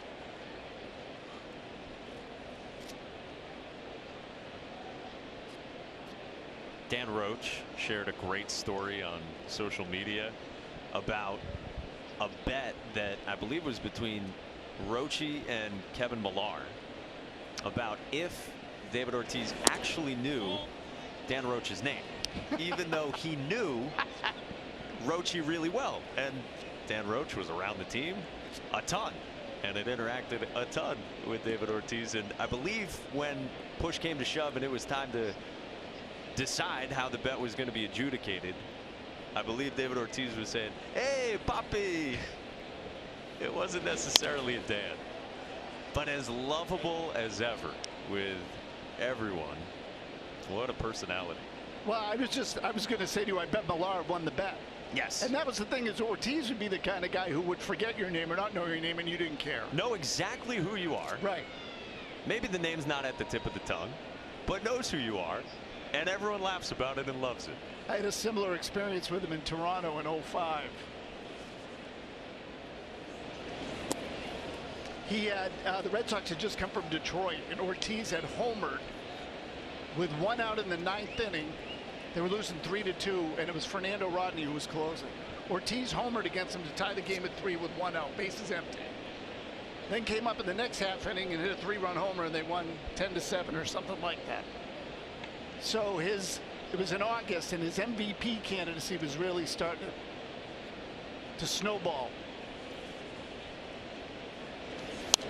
And you know, at the time, I remember I had written something about how he should be an MVP candidate. This idea that a DH can't win an MVP is just utterly preposterous. And so the next night, it became a topic of conversation. There were a group of reporters gathered around his locker. And he said, someone said, do you think you should be MVP? And he says, well, I don't know. And he looked at me and goes, Jeremy, what do you think?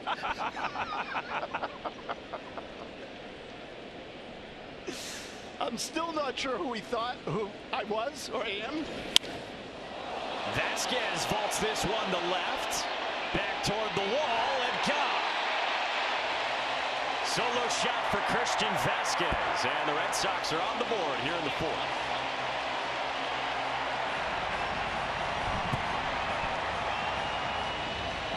Well, something went right for the Red Sox here tonight, at least. Alex Cora in particular puts Christian Vasquez in at first base tonight against Gausman. Matchup numbers for Vasquez pretty good. It's a ball up in the zone here that hangs right up there, and Vasquez does not miss it. It's now 2 for 2 in this game, and obviously has provided the Red Sox with their only run.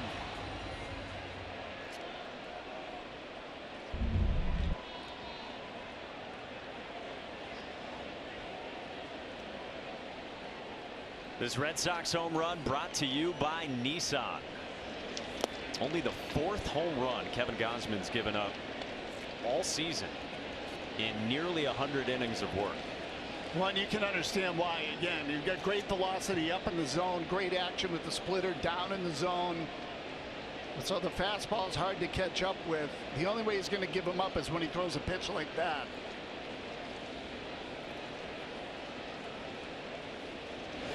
Lenny mentioned this on the pregame coverage with Adam, that if you just look by pitch type this season, Vasquez against splitters has been the best hitter the Red Sox have. Likes the ball down in the zone. That one hung up. And he yanked it. 2-0 to Kevin Plawecki is grounded right side. Espinal slides, throws wildly. Plawecki is on and now takes off for second. Ricocheted away from Danny Jansen backing up. And Kevin Plawecki is in scoring position here in the fourth. Well, Vasquez and Plawecki have provided the large majority of the offense for the Red Sox in this game. Plawecki singled his first at bat. First time was a line drive, basically to that same area between first and second. This one's on the ground. Espinal makes a fabulous stop, but the throw's not even close.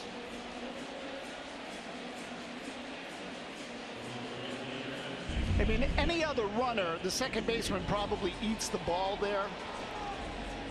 But he knows Plawecki's running, thinks he has a shot. He probably did. Scored a single and then an error on Espinal.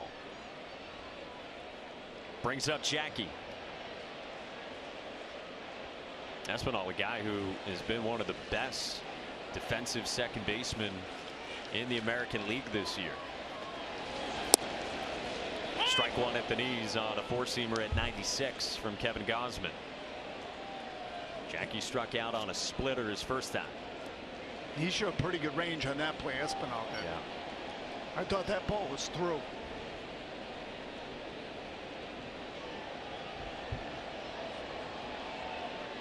Comes the 0-1.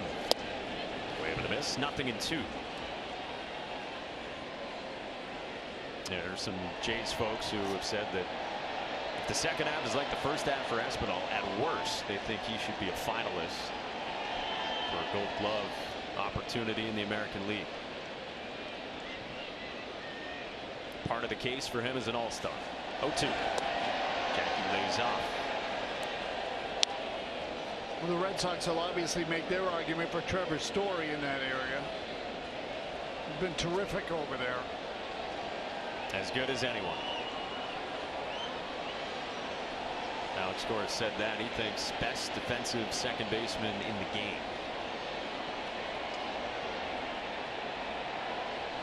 1-2 to Jackie. He's down low at 97.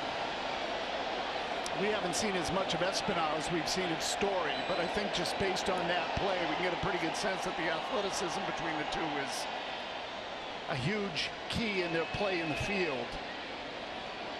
And some guys just have great hands, a great knack, a great instincts. These guys can move.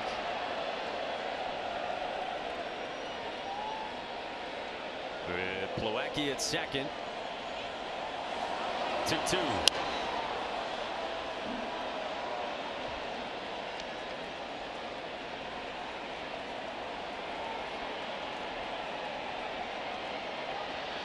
Did you ever get to see Roberto Alomar play, Mike?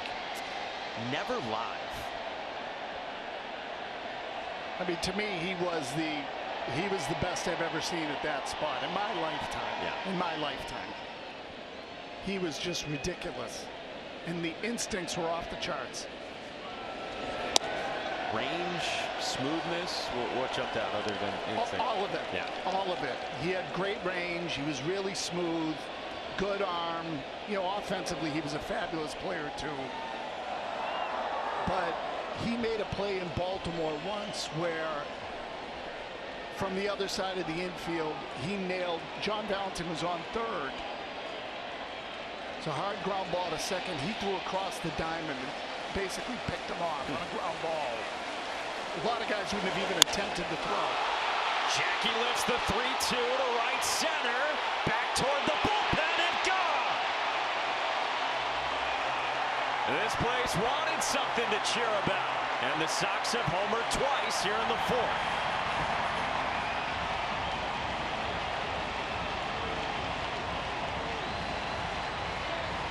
Well, Jackie Bradley had an at-bat earlier in the game here against Gosman with a couple of men on. And has not had great success against Gosman for the majority of his career. 0 for 9, 5 strikeouts this season. He gets all of this one, though. Over the bullpen into the right field seats.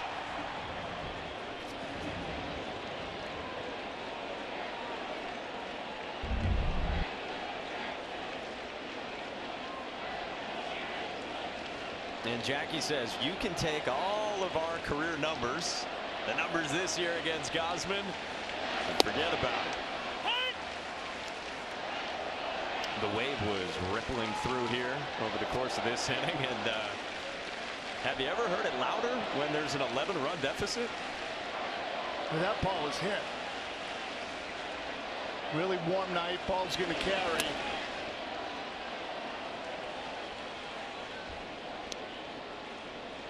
But he tagged it, no question about it. You saw the metrics, 104 the exit velo, 408 the distance. Off Gosman, who had given up 3 home runs in the first chunk of the season, and now 2 in a span of 3 batters here in the fourth. 1-1 to Jeter Downs. He's bounced foul left side. He struck out swinging on a splitter his first time back in the second.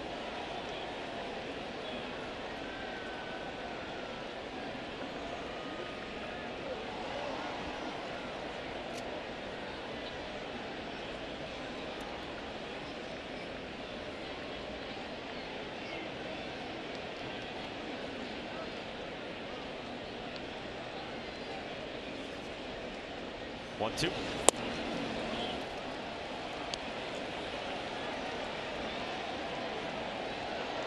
And look, obviously the deficit is what it is, but Kevin Gosman, 83 pitches, not through the fourth inning. I was just thinking the same thing as I looked up there. I noticed the same thing. You know, offensively, the Red Sox have done okay given the way Gosman has handled them this year. And the issues have come on the other side. And as you said, Mike, the score is what it is now. And the horse has left the barn. But play it out. Play it out. It's a sign of a professional team. Maybe try to carry a little momentum into tomorrow. have some good at-bats, get some confidence, start to feel better about yourself. Payoff pitch. Strike 3 calls. 2 home runs for the Sox in the 4th. More from Jeremy after this.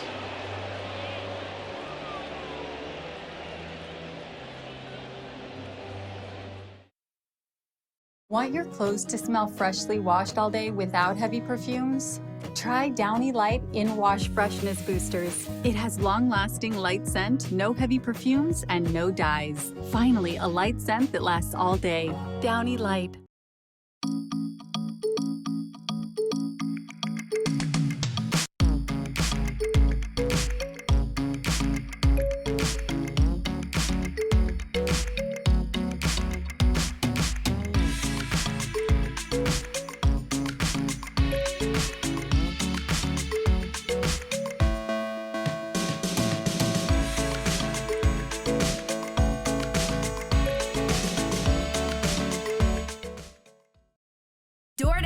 Dash that delicious and nutritious. Dash that savory and sweet. Get $0 delivery fees on your first order.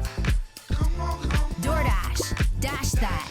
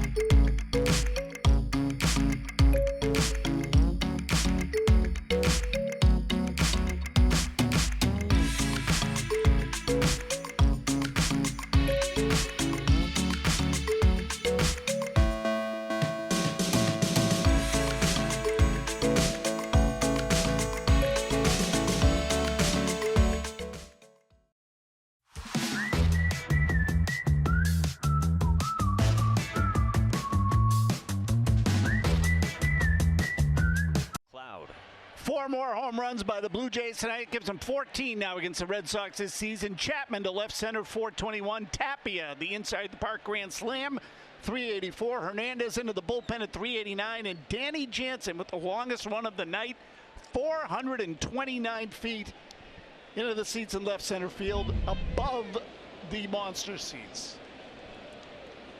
All adding up to 14 runs for the Blue Jays, but the Sox just put up 3 in the bottom of the 4th. And now time for a BuyFordNow.com call to the bullpen. Caleb Ort makes his 6th outing of the season up at the big league level with the Sox. Takes over for Austin Davis and will face 2, 3, and 4. He's ahead of Vlad Guerrero Jr. 0-2. For the 5 outings for Ort have been scoreless. Did give up a couple of runs Saturday against the Yankees.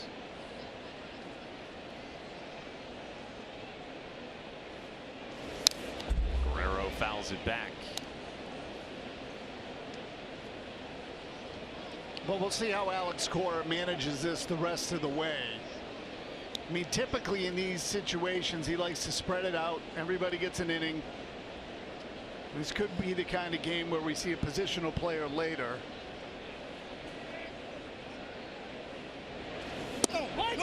Strike 3 calls. Slider from Ort strikes out Guerrero. To his displeasure, 1 away. We'll get a better look at it here, but this looked like a pretty good pitch. Maybe just off the edge, right on it. Tough one to take. Guerrero clearly thought it was away. Gotta have it, right? Breaks the pane of glass. Sure.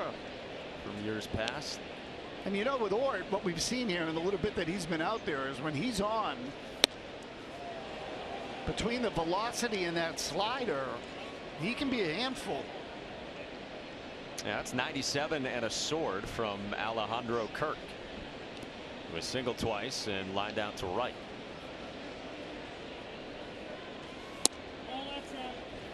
Yeah, it often boils down to fastball command for Caleb Ort, who had piled up 15 saves with the Woo Sox.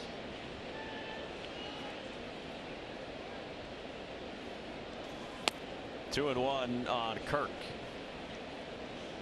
We told you Kirk 23 years young. Won't turn 24 until November. Native of Mexico. Came up and debuted toward the end of the 2020 season. Solid year last year in a part-time role, and now an all-star this year. Highest WAR among all catchers in baseball. Rolls it at Vasquez. Takes it himself. 2 down. Catch the Ultimate Red Sox show Sunday night at 6. We'll celebrate David Ortiz's career as he enters the Baseball Hall of Fame. Presented by Awaken 180 Weight Loss, the long-term solution for weight loss. TC asked Pete Abraham, do you think there will be nerves for David Ortiz before his speech? If anyone is not going to have them, you would think it would be him. Bo Bichette, first pitch swinging, floats it fair down the right field line. Karam's off the sidewall, big turn. And merely a single with 2 outs for Bichette here in the 5th.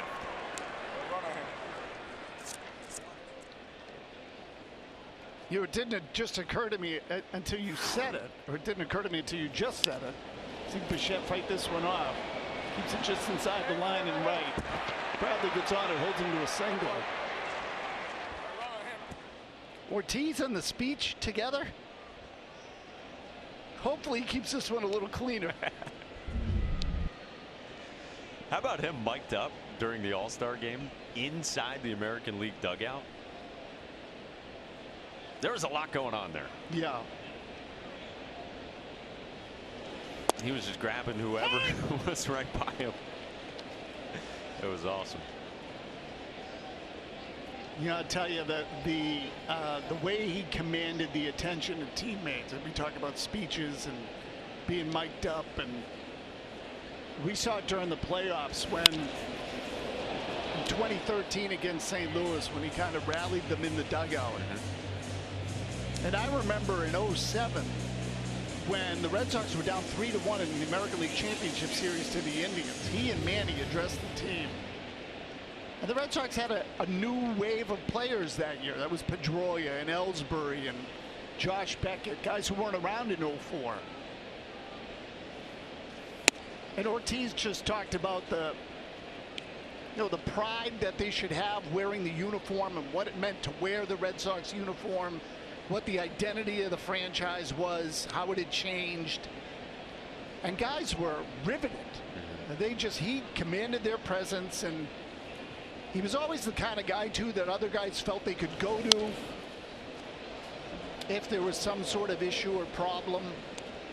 And that, people used to say a leader of a team is a guy who will air someone else out when something goes wrong, and Ortiz wasn't like that. He was more the kind of guy who would go over to someone, put his arm around him and go, hey, what's up? And then players as a result felt very comfortable communicating with him. And he was almost like having a coach in the clubhouse sometimes.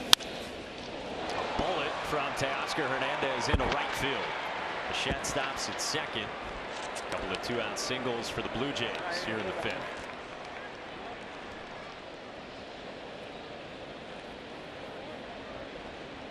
He was really a unique player in so many different ways.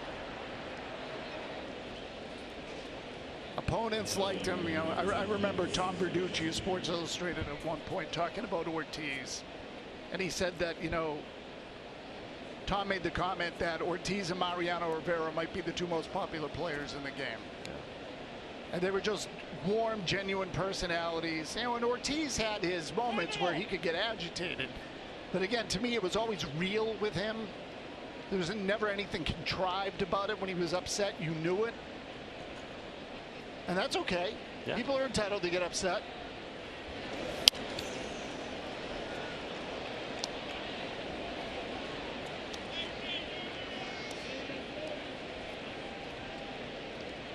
To be a fly on the wall for some of the teammate-to-teammate interactions that are going to happen this weekend in Cooperstown. Just make sure nobody records them in this day and age. Ball at a strike. Lourdes Gurriel, he's 2 for 3, including a 2-run single back in the 3rd.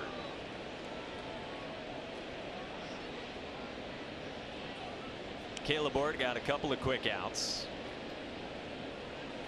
Oh, Bichette on at second, Hernandez at first. Fought off foul, 1 and 2 on Gurriel.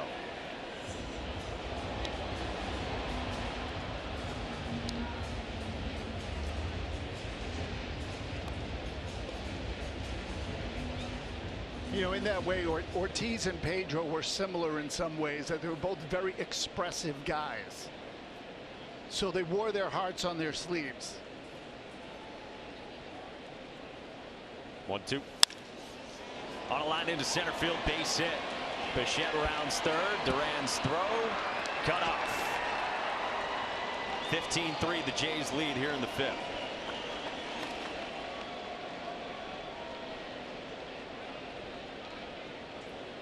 Well, Matt Chapman coming up, and it's time now for our high-strength steel play. It's brought to you by your New England Chevy dealers. Red Sox trailed this game rather 1-0 at the time, and then Chapman comes up, hits a 2-run homer into the seats above the monster. Give him a 3-0 lead here in the 2nd inning, and the Jays were off and running here tonight, or I should say off and swinging and hitting here at Fenway, now leading 15-3 in the 5th.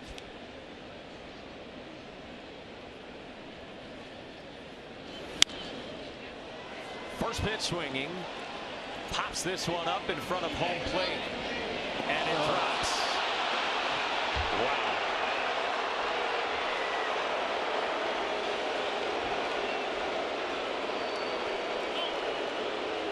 Hernandez scores.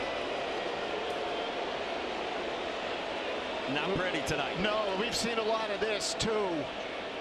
And I say we've seen a lot of this. Pop-ups in the infield falling. Franchi Cordero had one in the Yankee series. Bobby Dahlbeck had one in the Tampa series. Now this one right out in front of the plate. Plawecki looks like he's under it. Raffy backs off. Ort is standing there. Looks like nobody called this ball.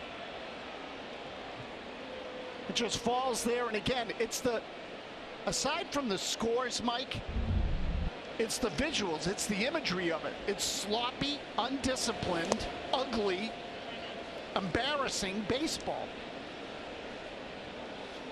There's really just no excuse for it.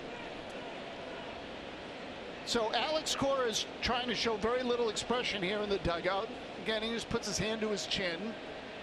And so, but there's no question that on the inside, he's fuming, and he's embarrassed. It'll be really interesting to hear the tenor of his comments post-game, because you heard it a bit coming out of St. Pete before they went to the Bronx.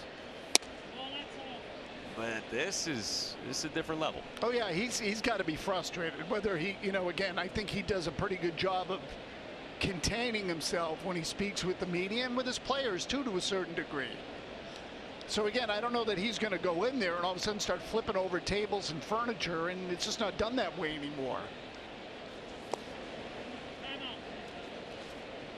But this is just, if you add it all up, you go into the break playing bad baseball, you come out of the break after 4 days off, and they looked like a tired team before the break.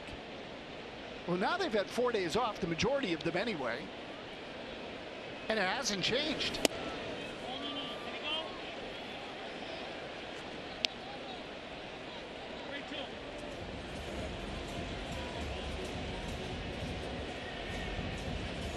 I mean, they're not even in any of these games.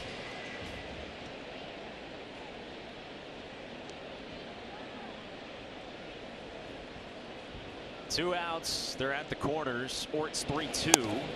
Misses to Santiago Espinal. And a walk loads the bases for the Blue Jays.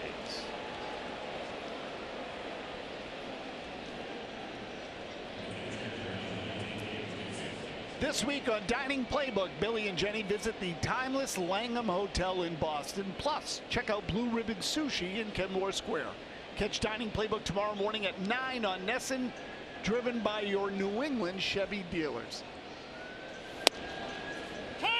Strike one to start out Danny Jansen, who has walked and then blasted that 3-run home run his last time.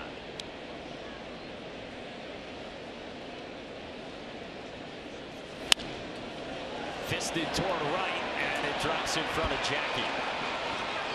Gurriel scores. They stop Chapman at third. And another run for Toronto here in the fifth.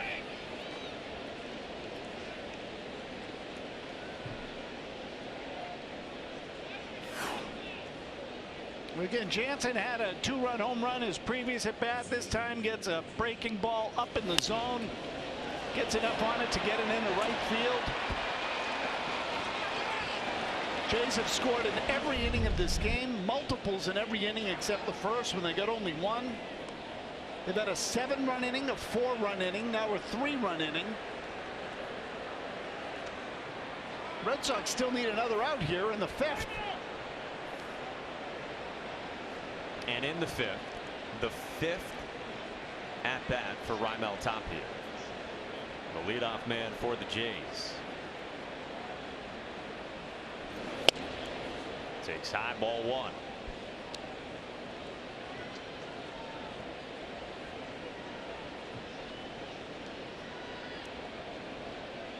And again, to me, the disturbing part of this is that you just had 4 days off. Everybody had the opportunity to recharge a little. You had Eovaldi on the mound, and even if he's not 100%, he's throwing 95. Tapia strokes it left field to the monster and off the top of the wall. Chapman and Espinal scored. Jansen stops at third. Tapia is driven in 6, and the Jays have put up 19. Well, as you said, Tapia is having himself a night here. Inside the park, grand slam earlier.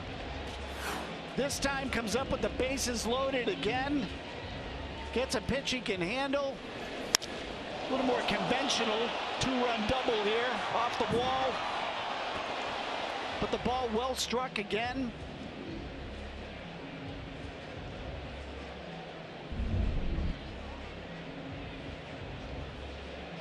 It's a 30-pitch inning in which Caleb Ort has faced all 9 Blue Jays.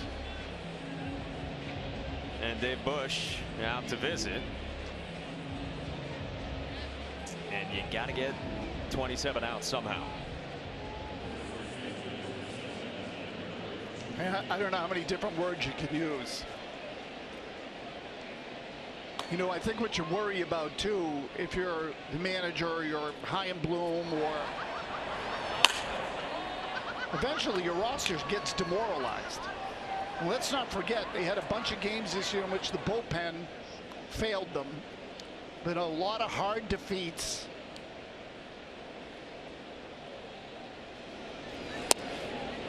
So Darwin's in, Hernandez heating it up in the Sox bullpen. Now, flip side of it, of course, devil's advocate, not to try to paint an unfairly rosy picture. It's 1 out of 162. That's right. And you come back tomorrow at 4 o'clock.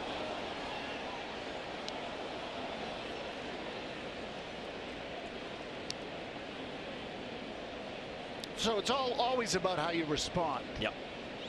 But I think that is what is worrying, would be worrying me now if I were them.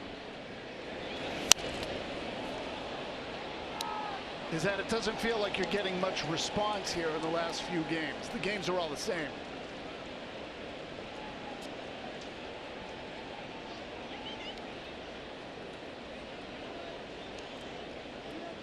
You can only get your brains beat in so many times before someone blows a gasket.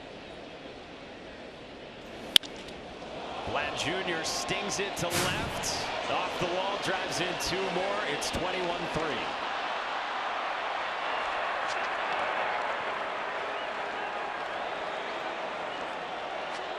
That was a bullet. And the Jays are just teeing off here. I'd be willing to bet that was the hardest hit ball of the night. And it was a single.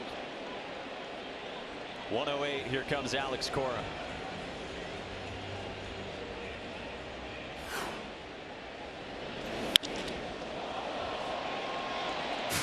I mean, that thing got to the left field wall in almost no time at all.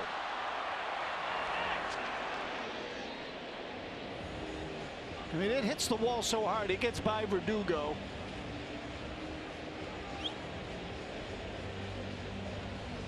He tried to run it down. Vlad Jr. drives in 2. Darwinzon Hernandez comes on after this.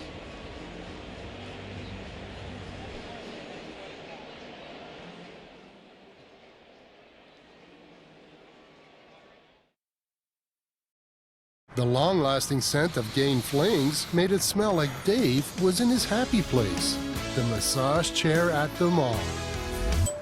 But he wasn't. Gain Flings with OxyBoost and Febreze.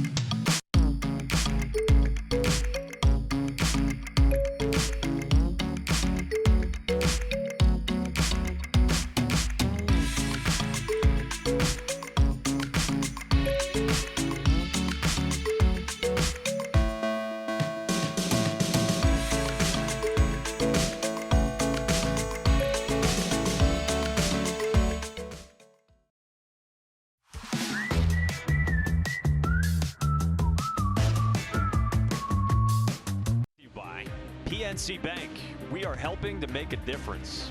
Lord Hobo, enjoy the game with Lord Hobo Brewing. And by Granite City Electric Supply. Check out gcenitrain.com for overnight delivery throughout New England. Well, Darwinzon Hernandez takes over in an ongoing 5th inning in which the Jays have put up 7 after they also put up 7 in the 3rd. And so here's Darwinzon, who again just recently came back up to the big leagues. He had started to pitch better down in AAA, coming off the meniscus surgery in his knee. 2-0 the count on Alejandro Kirk, who grounded out earlier this inning.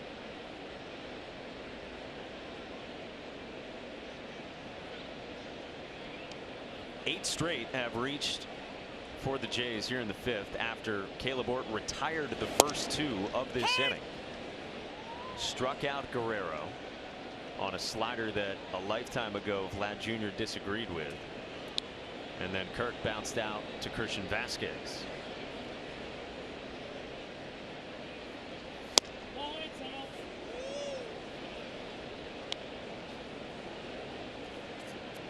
It's amazing. 2 outs and the bases empty. 7-run rally. Second one of the game.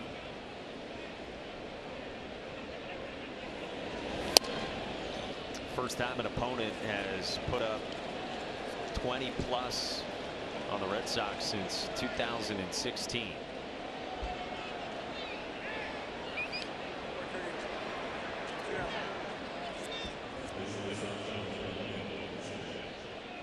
Join the Red Sox Foundation as it celebrates its 20th anniversary for a party on the Green Monster and an exclusive pregame reception when the Red Sox take on the Yankees on Saturday, August 13th. To learn more and buy your tickets, visit redsox.com/Monster Party.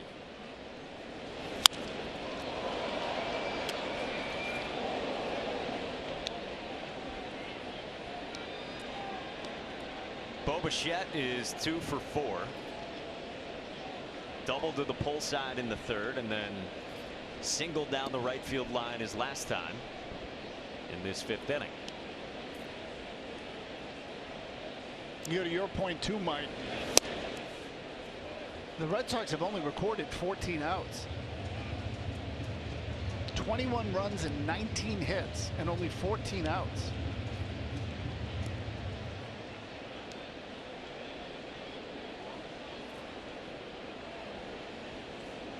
Oh, 2. Popped up behind first, down the line, and of course, why wouldn't that drop fair? Guerrero scores, Kirk to third, and on another. It's an 8-run 5th inning.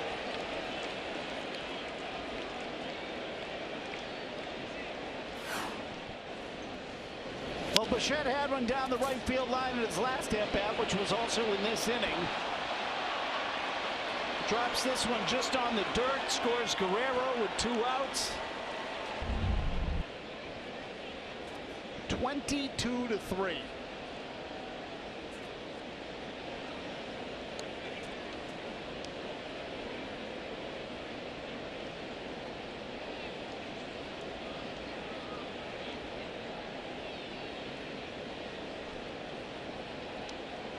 Hard to say you've seen anything like this before. Well, I've seen the Red Sox take some beatings. I've seen them give some beatings. I mean, I can send the research people scrambling here, but I don't remember many 3-game stretches where they've given up 49 runs. Again, it was 27 in the final 2 games in New York. And we're only halfway through this one.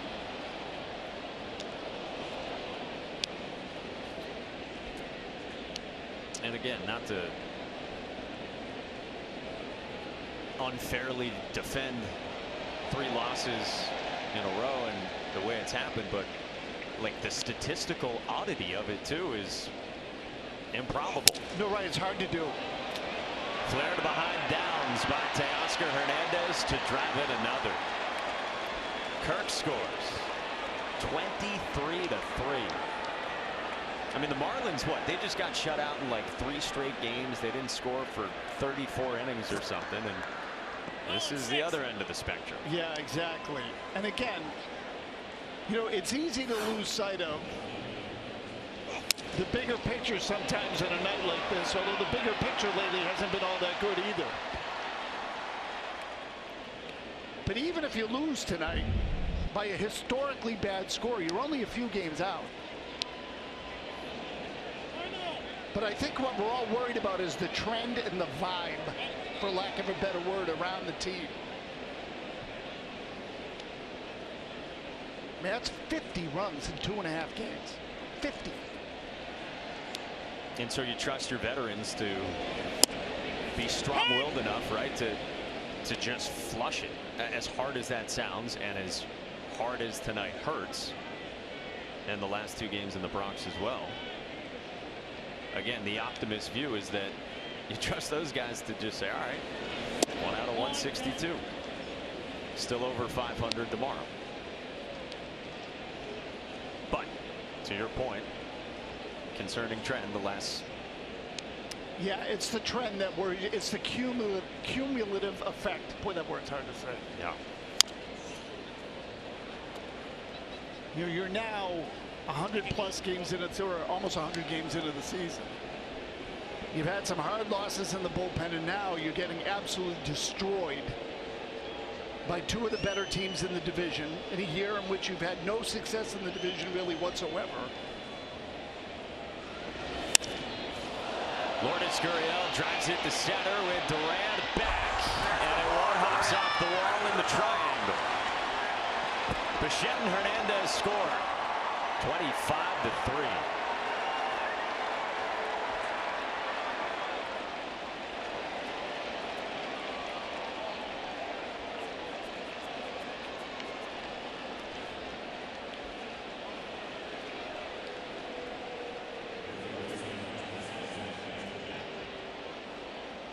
Can you say that again? There were 2 outs and nobody on base in this inning with no runs in.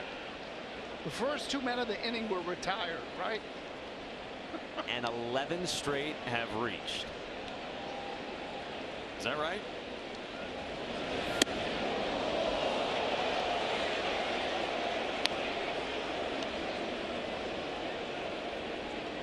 And that is a franchise record for the Blue Jays, 25 runs in a game. I have 12 straight having reached. 12 straight. 11 on hits. Yes, 12 straight and 11 runs.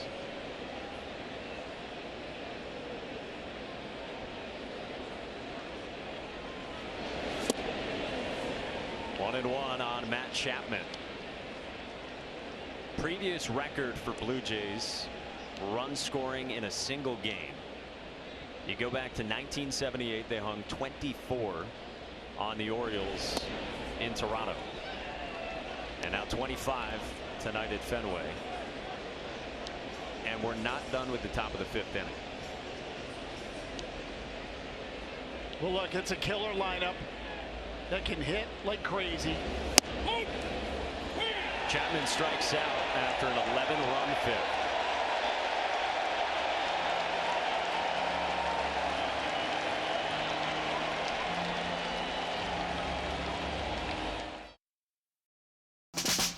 With the McDonald's app, you get access to December drops.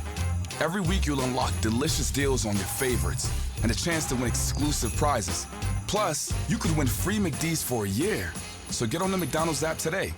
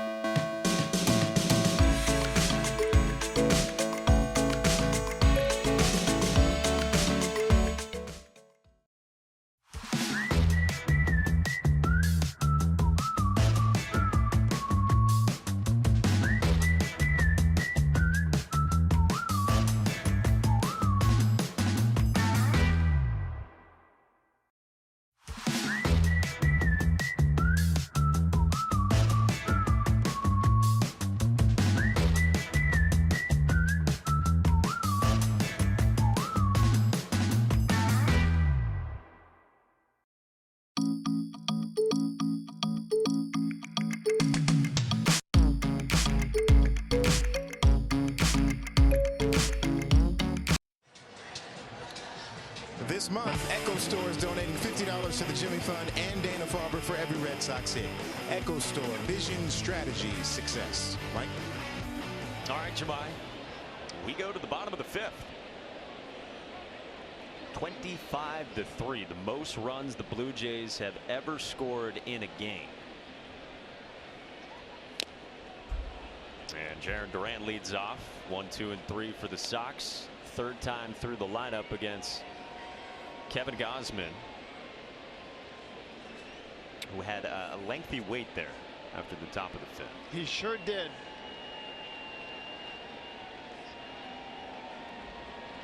Well, this will skew the run support numbers, won't it?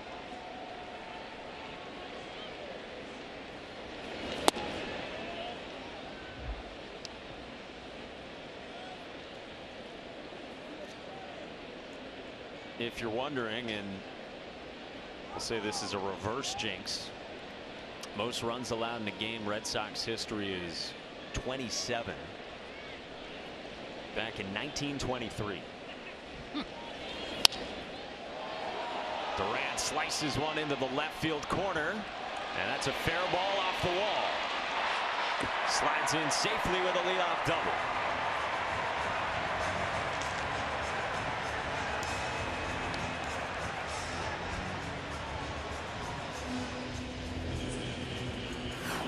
Well, Jarren Duran, a strikeout victim in his last at bat, gets a ball in the middle of the plate here. Fastball, gets a good part of the bat on it. Able to keep this ball fair down the left field line. Falls at the base of the 310-foot marker there, as you can see, and he slides into second with a double.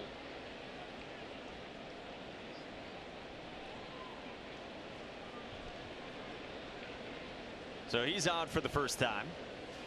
And now Rob Refsnyder, who, if you're just joining us, was a late addition to the lineup because JD Martinez got scratched, as Jemai told us earlier, due to back spasms. A little more than an hour before the game started.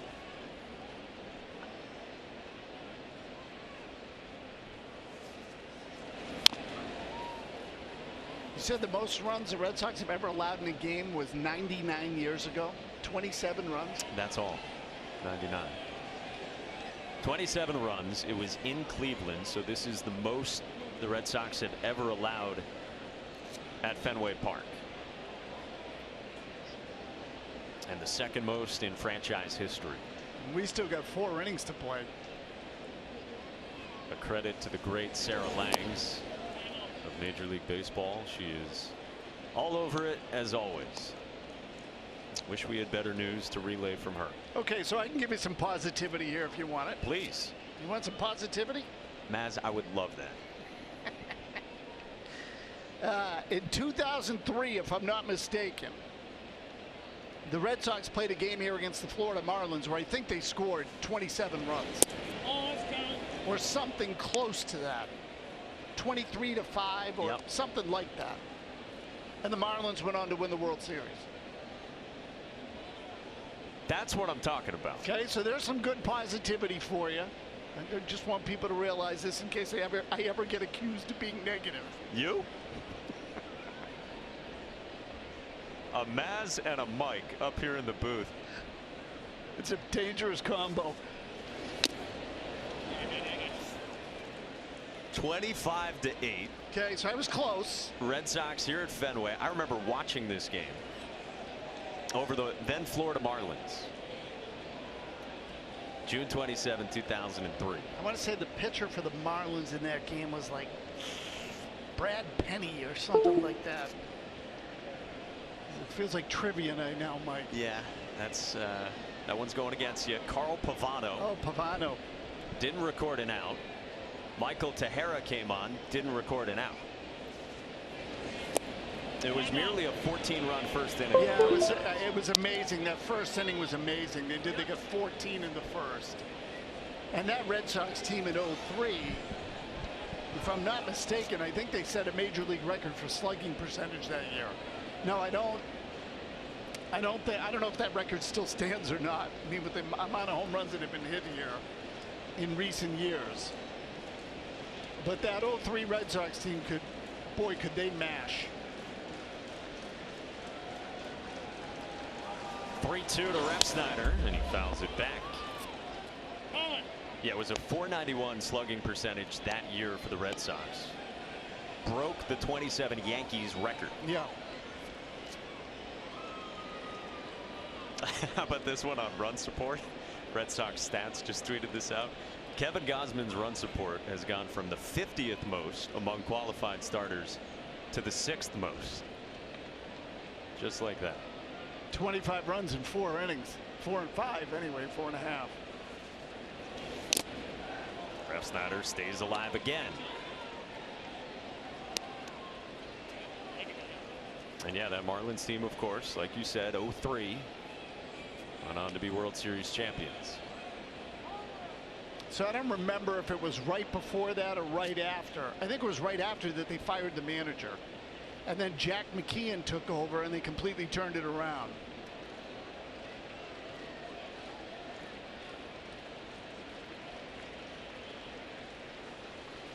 Ninth pitch to Refsnyder, a strike 3 called, and he doesn't like it. 9 Ks for Kevin Gausman. The pitch zone presented by Amica. Get insurance you can feel confident about. Discover Amica Auto, Home, and Life Insurance. Well, here you go. Kevin Gausman with his strikeouts, fastball there. Split, killer split, really. Another one here to Jackie Bradley Jr. The split again. Then back to the fastball for the strikeout. Here's another fastball up in the zone. Slider down and away. Back to the fastball. Largely a 2-pitch pitcher, Gausman rather. Throws a slider in there occasionally as well, but that fastball split combo is lethal.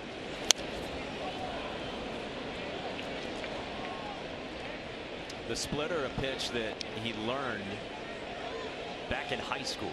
At the time, the junior varsity coach at his school, a guy who pitched in college, played an indie ball, taught it to him. They've been trying to teach him a circle change. Kevin Gausman couldn't really figure it out, so they showed him the splitter, a Fosh, a split change type of pitch. Gausman now says it's a funky grip. And boy, has it served him well. Misses there with it. Devers, a ball and a strike. It's the kind of thing that changes a guy's career. He says he gets a huge blood blister every game. The bigger the blood blister, say that 5 times, the better the splitter will be. He doesn't want the blister all the time, so doesn't throw the splitter always in bullpens.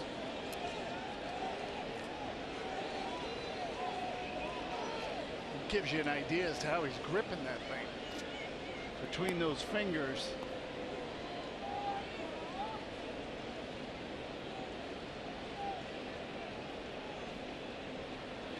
Ball and 2 strikes on Devers, who doubled in the first, then struck out on 98 from Gausman.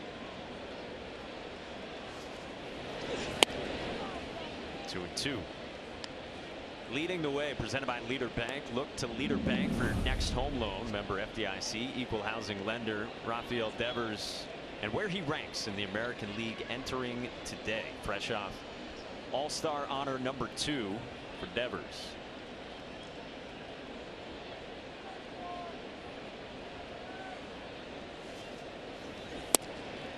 He had that patch on the left side of his All-Star game jersey that, like everyone there, indicates how many times he's been an All-Star. And Devers spoke about it post-game, how cool it was to see a 2, and then you look around and you see Aaron Judge and Kershaw and Goldschmidt and how many times they've been All-Stars.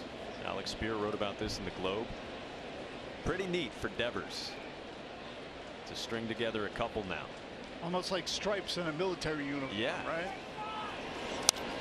He fights one off. Sox driving up the pitch count. Gausman well over 100 now at 103.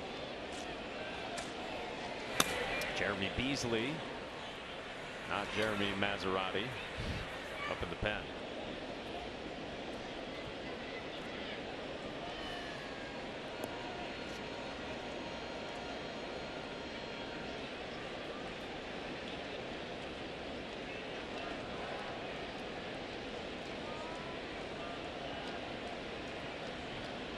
Seventh pitch to Devers, and he lines it toward left.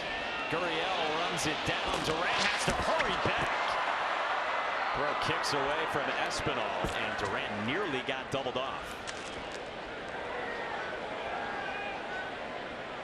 This is a close one here for Jarren Duran. He thought this ball might drop off the bat. It looked like it had a chance, but he just got too aggressive with this. And frankly, he's lucky he did not get doubled off second base. One thing the Red Sox haven't had in this game is a base running error.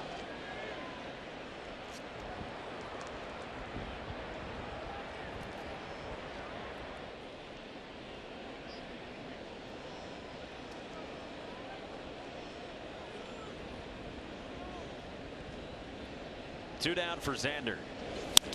First pitch swinging. He has struck out both his times against Kevin Gausman. But these are hard games to stay focused if you're a player, no matter which side you're on. I mean, Gausman's got to finish this inning to qualify for a win. That'll be the last we see of him tonight, I think. And how about the Sox in 2 at-bats, seeing 16 pitches in a 22-run game?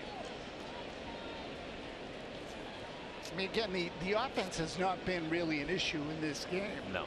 You know, Gausman's handled them, and they've given him a harder time tonight. So I would say with each time they have faced him this year, they've gotten a little bit better. He just dominated them completely in the first 2 games. Bogarts trickles it foul. But the other side has been a complete disaster. Nathan Eovaldi did not have it. Defensive misplays and errors on top of it.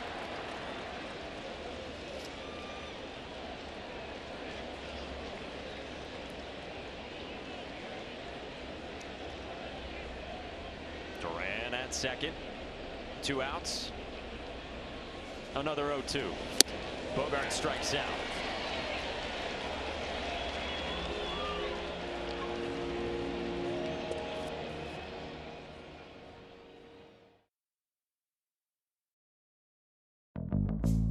Drive safe this winter with highly rated Sumitomo Ice Edge winter tires. Plus, at Cal Tire, don't worry about paying until 2024 with our special financing offer.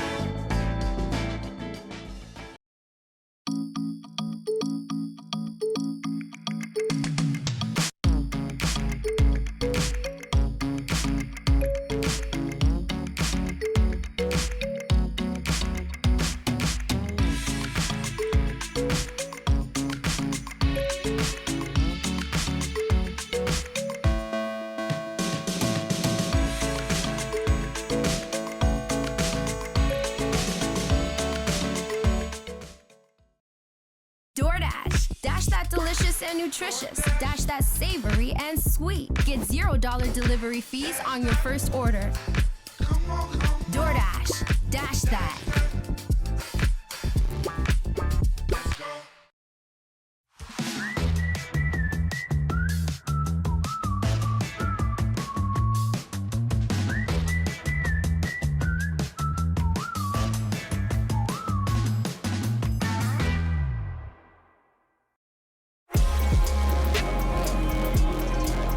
Who do you want to be? Who do you want to be? Who do you want to be? Ferragamo by Salvatore Ferragamo. DoorDash. Dash that delicious and nutritious. Dash that savory and sweet. Get $0 delivery fees on your first order. DoorDash. Dash that.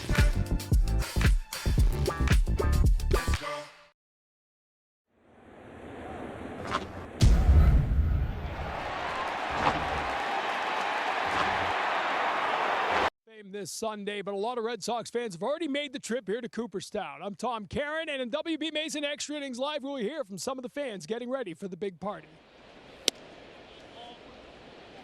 All right, that'll be fun, TC, with many there and a lot more to cheer about in that regard than there is at Fenway tonight. Bobby Dahlbeck has taken over for Rafael Devers. He gets off his feet for the last few innings of this game. Santiago Espinal bats for the 5th time, 8-9-1 for Toronto. Espinal faces Darwinzon Hernandez.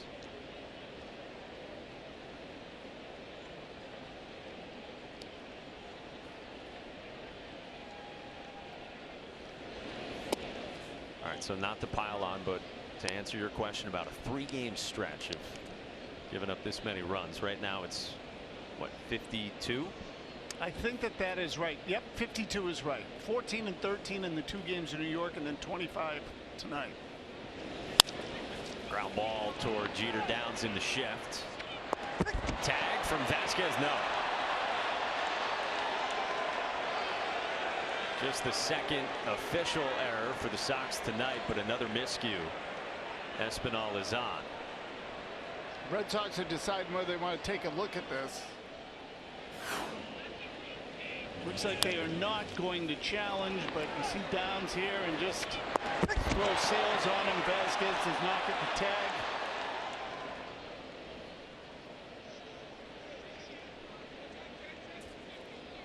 So Espinal on, and to go back to that, you go back to 1901. That's the cutoff point. Most runs allowed in a 3-game span. Only 3 teams with more than the Sox in this current 3-game stretch since 1901. 3 teams meaning other organizations, not 3 Red Sox teams. No. 3 other teams. The 1950 Browns. Who could forget them? The 1999 Cubs.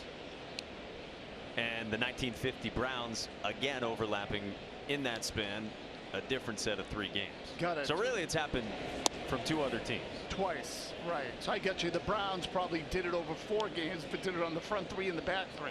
And we hope not more than 4 games, because that would be tough to stomach.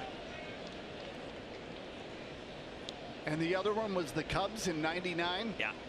54 runs in that 3-game stretch. This all courtesy of, again, Sarah Langs. Follow her slangs on sports.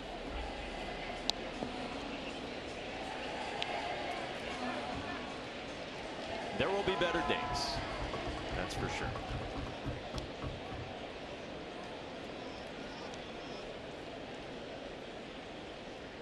One, two from Darwin's in. Tugged to the monster. Got it. Well, there's 54. Second home run of the night for Danny Jansen out of the 9th spot. 27 runs for the Blue Jays. And that matches the most the Red Sox have ever given up in franchise history.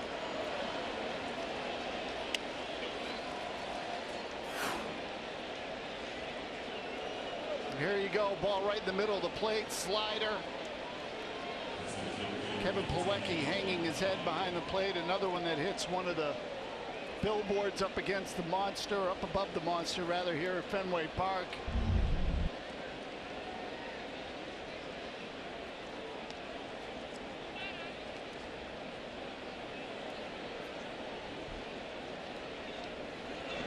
How many home runs is that? Is that 5?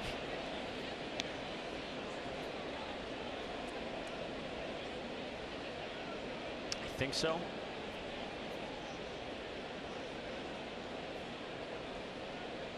Yeah, 5. Right, because during that 11-run rally. Oh, collision at first. Tapia runs over Christian Vasquez. Jeter Downs tried to make what would have been an excellent play, and fortunately it looks like both guys all right. Well, you can see this was going to be a difficult play for Downs. The ball's bouncing, a lot of spin on it. Takes a high hop here. Going to sort of reach and get it. In retrospect, I think he probably should have just held that ball. Doesn't end up costing him any bases.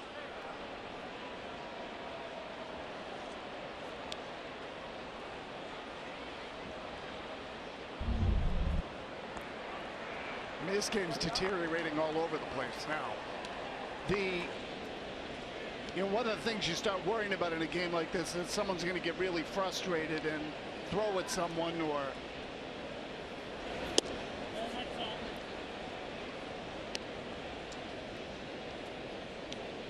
Zach Collins, the pinch hitter here for Vladimir Guerrero Jr. in the 2 spot. Guerrero had a couple of hits, a walk in his 5 trips. I mean, it's reasons and plays like that that you take out a Rafael Devers. You see a collision like that at first base, a guy who hasn't played much first base in his career, in Christian Vasquez. Absolutely right, Mike.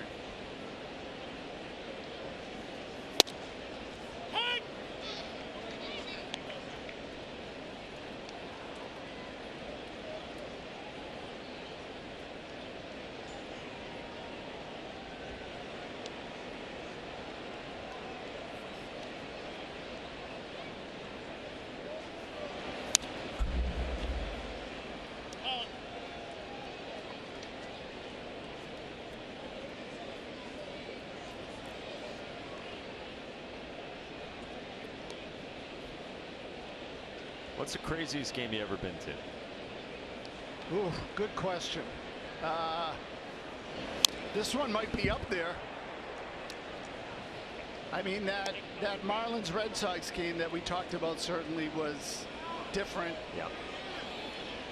We had someone tweet at us. It was something like, what was it in that game? Like 11 straight reached or had hits? Something like that, right? Again, they got 14 runs in the first inning. Collins flares one behind second. Bogarts runs it down. He's got no off switch. Nicely done. I mean, off the bat, you wondered if this was going to be another one that fell in. Jays had a couple of those during that 11-run rally. Bogarts goes back on it, backhands it, makes himself a nice play.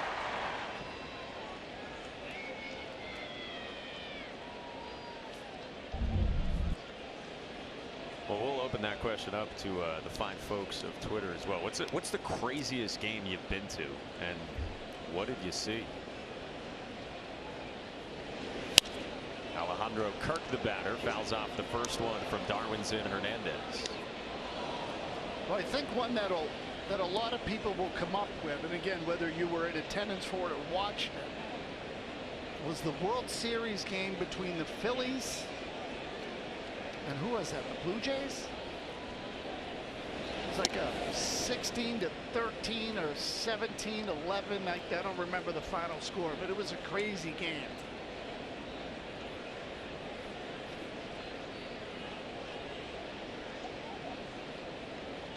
$15-14. The Phillies and the Blue Jays? Blue Jays over the Phillies, game 4, 93. Kirk singles into center. Tapia stops at second base. And Kirk is on for the 4th time in this game. And you said that one was 15-14. Yeah. Welcome to the game.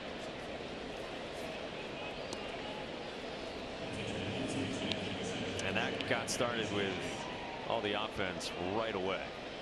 Kevin Biggio comes on to pinch hit here for Bo Bichette, who out of the cleanup spot had 3 hits in 5 trips.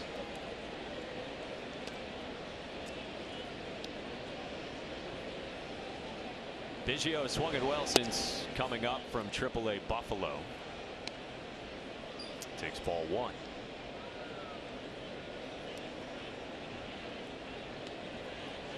All right, Mike, I'm having trouble keeping track of all this stuff. So you said 27 runs tonight is the most the Red Sox have ever allowed in a game. Matches the most ever allowed in a game in franchise history. Tying a game from how many years ago? 99? I believe that's what you did the quick math on. 1923. Red Sox at Cleveland. Okay, so now I feel compelled to ask, what's the major league record for games allowed in the runs allowed in a game? 30 is the modern record. That's in play.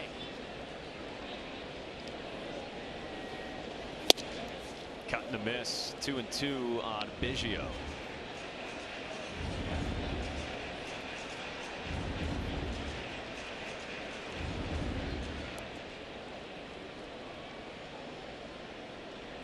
Got our first response on Twitter. They went with Victorino game 6, loudest I've ever heard Fenway. And that is as positive an answer as you can have to that question. I love it. Nick with about 7 numbers at the end of the Twitter handle. Thank you.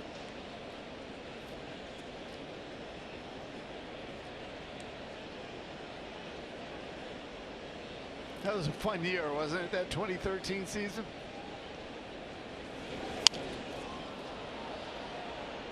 Is that what they're talking about? Are you talking about? Yeah. Okay. Yeah. All right. I thought for a second Victorino wasn't on the Phillies in that early. Never mind. I get confused. Nick was loving life. 2-2 on Biggio, and he pulls it toward Downs, who collects Bogart's turn. Not in time. Biggio stays out at 2 with Tapia to third. How's your scorebook look? A little clunky.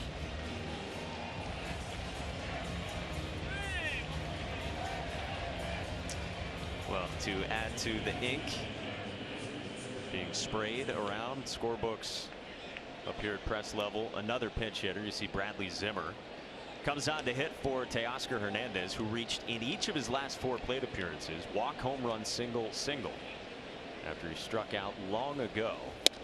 It'll land far away in the first inning against Nate Eovaldi.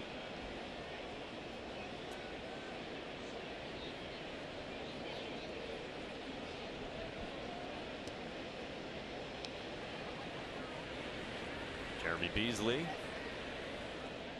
still up. 1-1.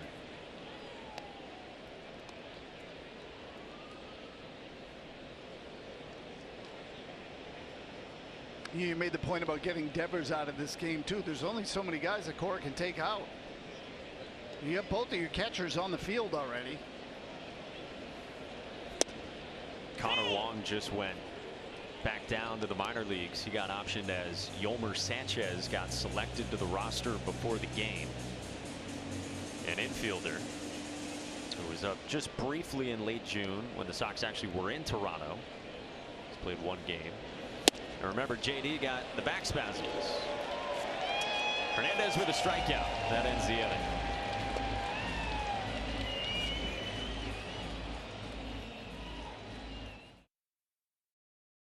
Want your clothes to smell freshly washed all day without heavy perfumes? Now they can with Downy Light In-Wash Freshness Boosters. Just pour a cap full of beads into your washing machine before each load to give your laundry a light scent that lasts longer than detergent alone, with no heavy perfumes or dyes. Finally, a light scent that lasts all day. Downy Light, available in 4 naturally inspired scents.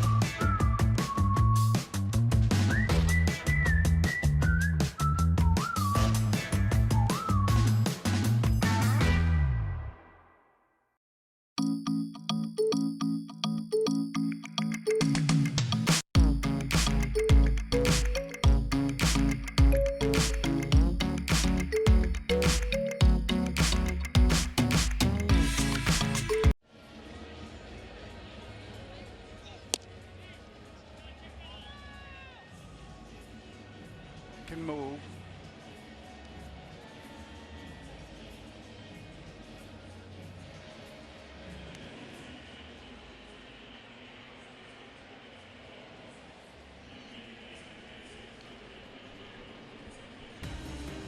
Red Sox baseball on NESN is brought to you by Berkshire Bank. All wallets welcome.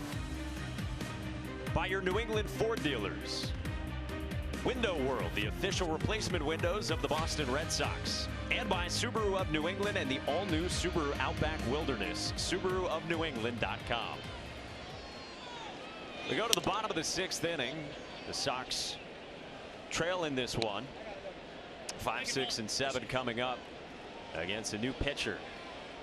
Kevin Gausman's night is done, and Jeremy Beasley takes over.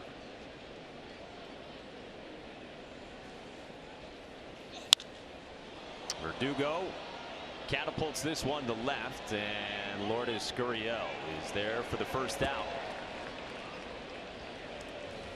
All right, so stick with us on all the changes. Zimmer's in center. Tapia's in right. He had been in center. Espinal's now at short.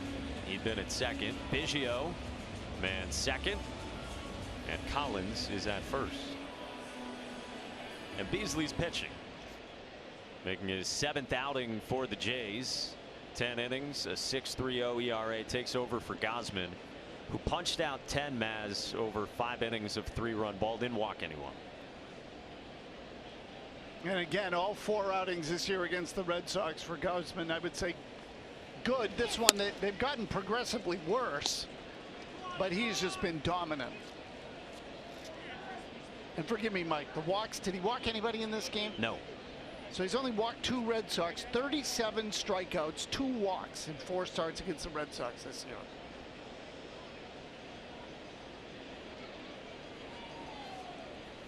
Christian Vasquez drives this one to center, to the wall, and gone. Vasquez goes deep for the 2nd time in his many trips.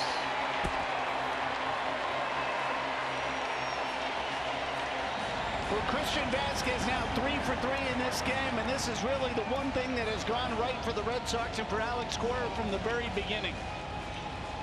Vasquez inserted as the starting first baseman tonight over Bobby Dahlbeck and Franchi Cordero. Now 3 for 3 with 2 home runs. Kevin Plawecki behind the plate to handle Nathan Eovaldi in this game, so Vasquez got the start at first.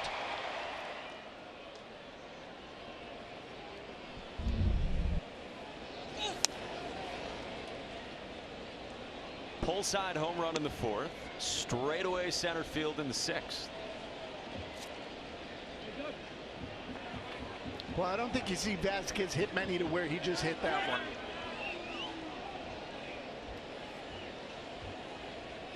.419, the tail of the tape for Vasquez. I gotta believe that's his longest of the season. Sure is. Great call.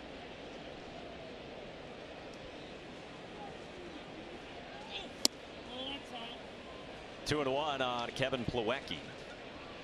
Couple hits as well. Yeah, between Vasquez and Plawecki, they're 5 for 5 with 2 home runs in this game. Both of those by Vasquez.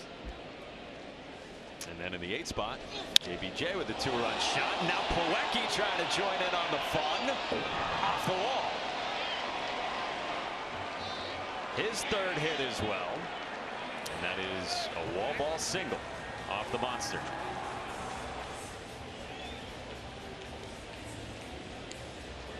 Well, if you like offense, Fenway Park tonight is the place for you. Plawecki hits this one off the wall, took the turn at first base, but pretty clean play out here. Plawecki wisely holds up for a single.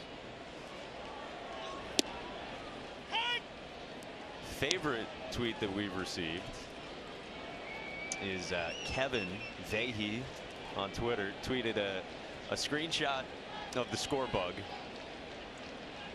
Falcons Patriots 28-3 with 3 words, there is hope. Cheers, Kev. Jake Diekman's up. We've got some good answers. Nicky James, Patriot Day 1990, Patriots Day, as Sox lost 18-0. He said he was 7 years old, thought Dave Parker was the best player ever. Said he was rooting for the Brewers by the end of it.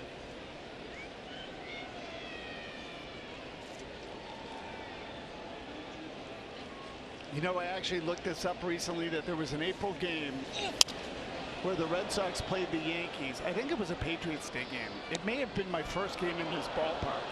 You know, back when someone like me grew up, we didn't document every single thing that was a first. Not everybody's life was like the Truman Show, if you've ever seen that movie. You weren't posting on Instagram. No, but I think the Red Sox lost that game 14-0. That was my first ever trip in this ballpark. I'm almost certain of it, which might explain some of the psychological trauma. Jackie strikes out, there's 2 gone. Brings up Jeter Downs. We got Jemai tweeting out pictures of his scorebook.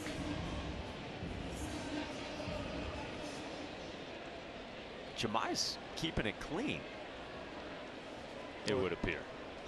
It's actually an absolute mess there, Mike. All the green you see, that's not good for the Red Sox. So I busted open a new pack of markers to start the second half of the season, and I need to go visit the Staples store again because I'm all out of ink. So Jemai, when a run scores, do you color it in green? Is that what you do? That's big money green, Mass. That's what it is. It's big money green. Yeah, I like it. I like it. How about green for the Sox, red for the opposition? Take a look at that. I need to come up with a different color coding system because I got green on both sides.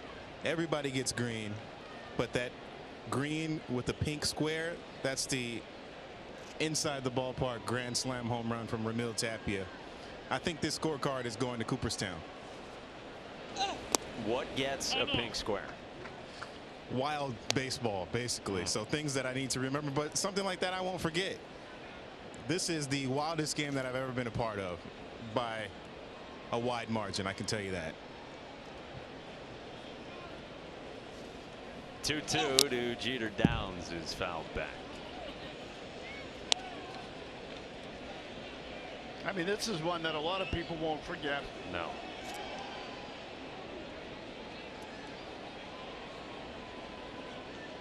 You know, that game where Junior Felix, I was talking about earlier, hit the inside the park grand slam for Toronto in this ballpark. Oh, we'll have to hold on that. What a tease. That's coming in the 7th.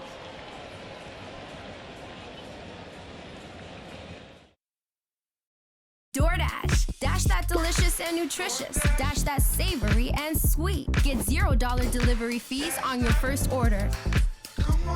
DoorDash. Dash that.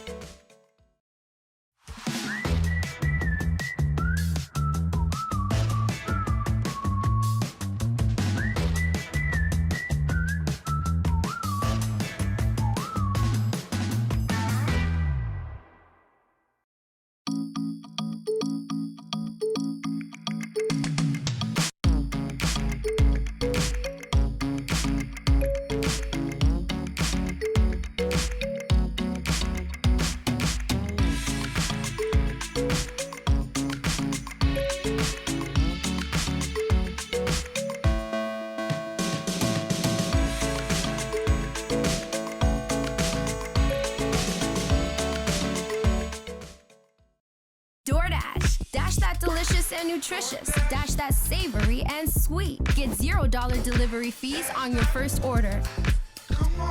DoorDash. Dash that.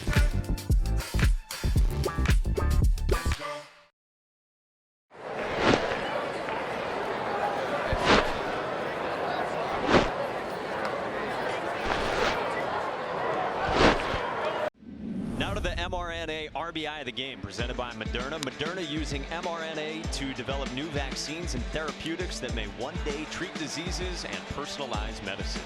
Yep, Raimel Tapia with the ball to center field. That turned out to be an inside the park grand slam. Jaron Duran loses the ball, lands is about 30 feet behind him on the warning track. Tapia comes all the way around the bases to score. You heard that right. Inside the park grand slam here at Fenway Park tonight. The second in Blue Jays history, and again, if you can believe it, they both happened here at Fenway Park. So I was telling you earlier that I remember the first one. I was in my early 20s at the time, but a guy named Junior Felix, who was an outfielder for the Jays, had one here at Fenway. And I think I said to you, he might have had like a 10 RBI game, or, well, he only had 1 home run and 4 RBI in that game. It was the grand slam. But the weekend was what I remember. Trying to find it for you exactly. The weekend from Junior Felix. The weekend from Junior Felix. I think he hit. I'll give it to you exactly here. In the 3-game series, Junior Felix went 8 for 16 with 2 home runs and 11 RBI. He also had a double, probably stolen base. He could run too. I remember that. But it was the collection of it that he absolutely completely terrorized the Red Sox. He was the best player on earth. Yeah, he really was. He was phenomenal in that weekend series. So it was 2 home runs, 11 RBI in the series, including an inside the park grand slam, which I think was in the opener of the series. Yeah, I think it was a Friday night. Yeah. And he homered again on Sunday, which is probably why I remembered the day game. He hit all 3 games of that series. 2 for 4 with 3 runs scored, 3 for 5 with 3 RBI, and then 3 for 7 with a home run and 3 RBI. Also had a double in that game. Because why not?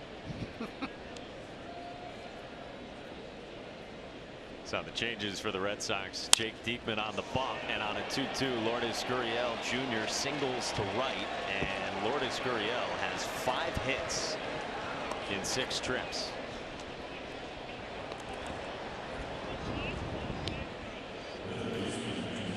Here's another game we've had a lot in the Twitter mentions. 08, Red Sox 19, Rangers 17. Sox were down 10 runs in the first inning, and our guy Uke was the hero. No kidding. With the go-ahead home run. And so they came back and won despite being down 10. Yes. So now there are games like that that I remember over Red Sox history. I don't know that I was at them. Roger Clemens once had a 10-run lead in New York and lost.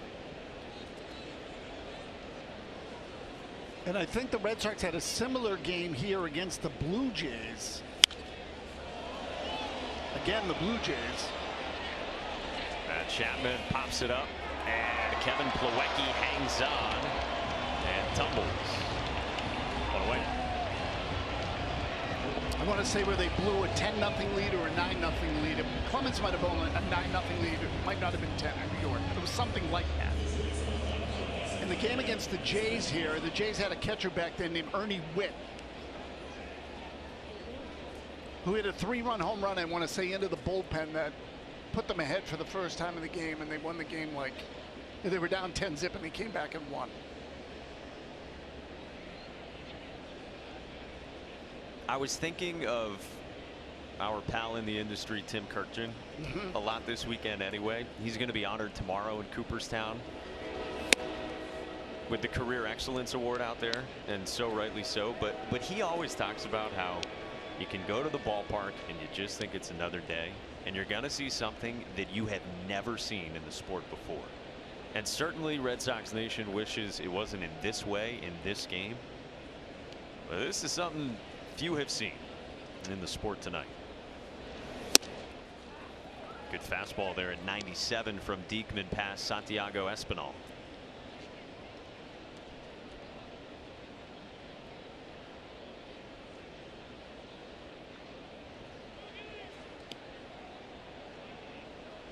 With Gurriel at first. 1-1 to Espinal. His foul back, 1-2.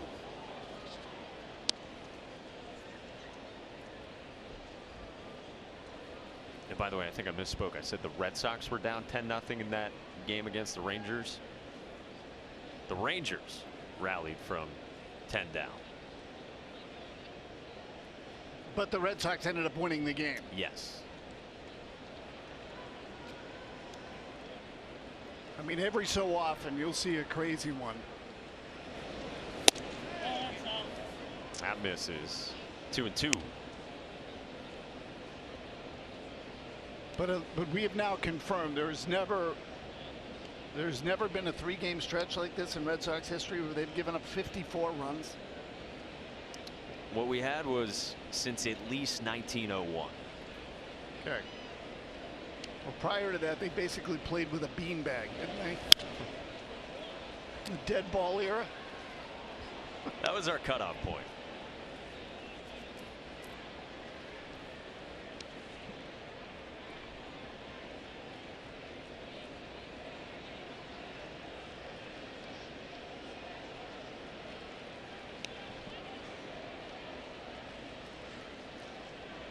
Back at 4 o'clock tomorrow for game 2 of this series.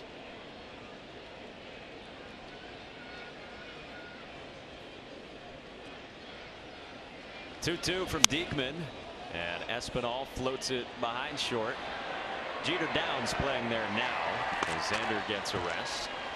2 down. Time now for our tools of the trade, presented by Craftsman, the official tools of the Boston Red Sox. Danny Jansen, number 9 hitter for the Blue Jays. Couple of home runs tonight. This is first one there, and then the second one, similar part of the ballpark, both to left field. This one more down the line. 2 home runs, 5 RBI, a walk and a single for Danny Jansen.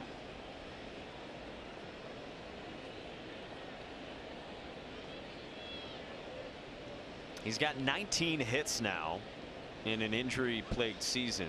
and 9 of them are home runs. I was just looking at that. I didn't notice that the number of hits. To the backstop, Gurriel advances. By the way, for Gurriel, first 5-hit game of his career. Now, we told you Jansen's been battling injuries, so it's only the 24th game of the season he's played in. 9 home runs in 24 games. For the catcher now in his 5th year with the Jays. This time with the fractured bone in his left hand. A little over a month, and then missed a month earlier in the season as well with an oblique injury. You said 24 games, and he's got 18 RBI now, too. Yeah. Sufficient.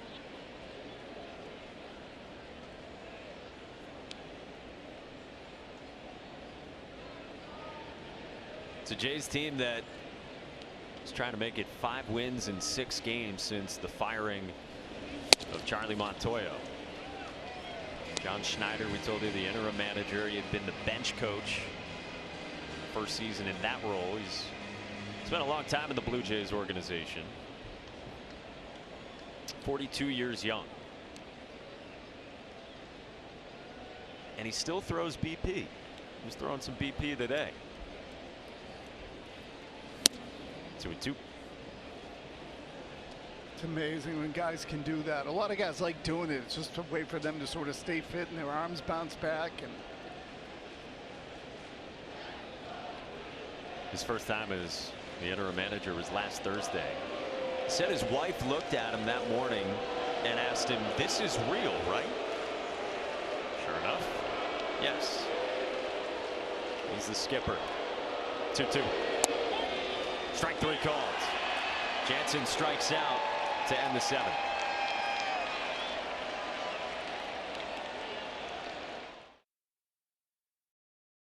Two kids, no tricks, only rich in time.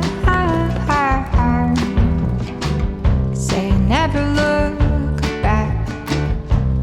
Throw out every sorrow we have. Make a move.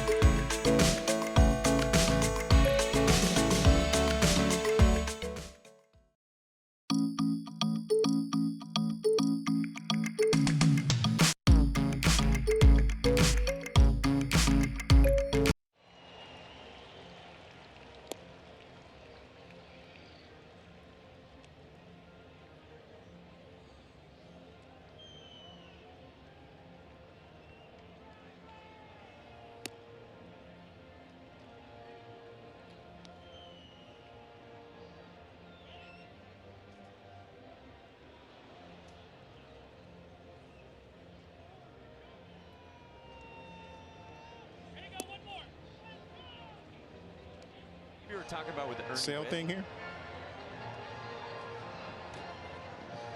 Okay.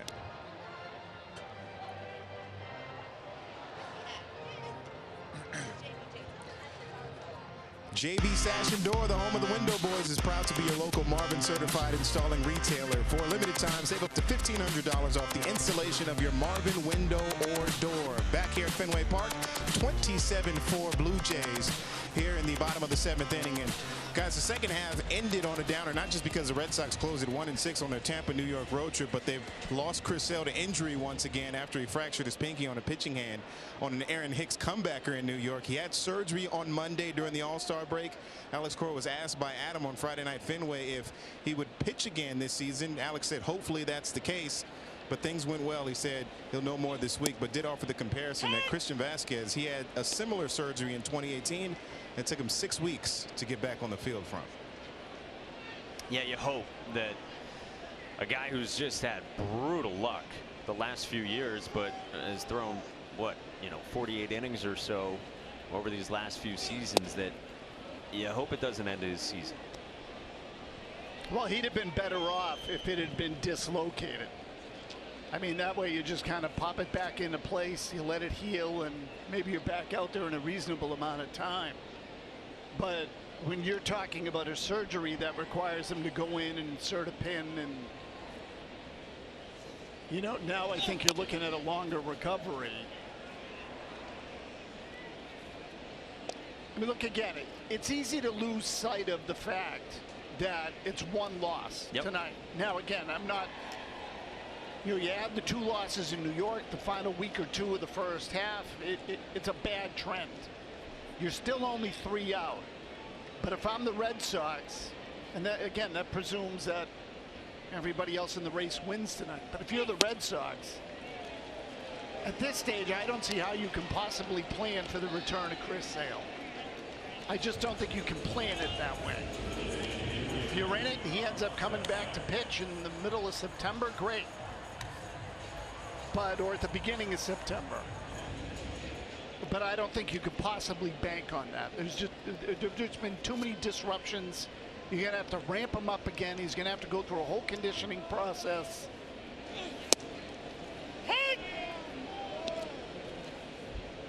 102 pitches into his season is when Aaron Hicks turned that around at 107 miles an hour. After Duran struck out, Rob Refsnyder pops one up. Danny Jansen sheds the mask and doesn't make the catch.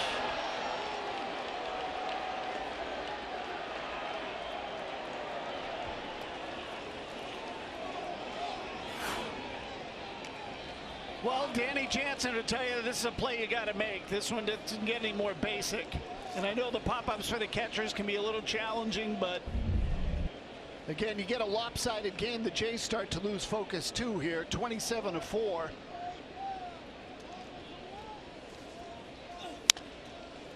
Bouncing ball foul. And there's enough other injury issues to sort through as well for the Red Sox right now. Alex Cora went through all the updates earlier today when he met with the media. We saw out on the field Rich Hill throwing a 3-inning sim game. By my count, 48 pitches, different hitters standing in, taking swings. Franchi, Vasquez, Story, and Arroyo all in there at different times. Refsnyder in the air, left field, and he has gone deep. 4th home run for the Red Sox in this one. Well, the balls are flying out of Fenway Park tonight. Rob Refsnyder knew this one was gone the moment he made contact. This one went about halfway up the light tower or through it.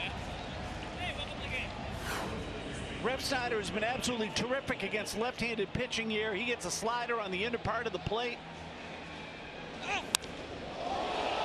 This ball is clubbed. That is way out of here. His 4th home run in 30 games. This is a guy who before this year had just 6 home runs in 614 plate appearances.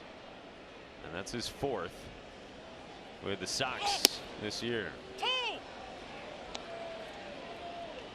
Bobby Dahlbeck for the first time in the spot of Rafael Devers. Refsnyder hit left-handed pitching really well last year. From what I understand, he really kind of overhauled his approach and his swing a couple of years ago, and it's allowed him at a minimum to hit left-handed pitching much better. And if you're a guy like him, you hit lefties, play pretty good defense or good defense, made an absolutely great catch in Seattle when the Red Sox were out there. That was incredible. You've got yourself a place in the big leagues for a while.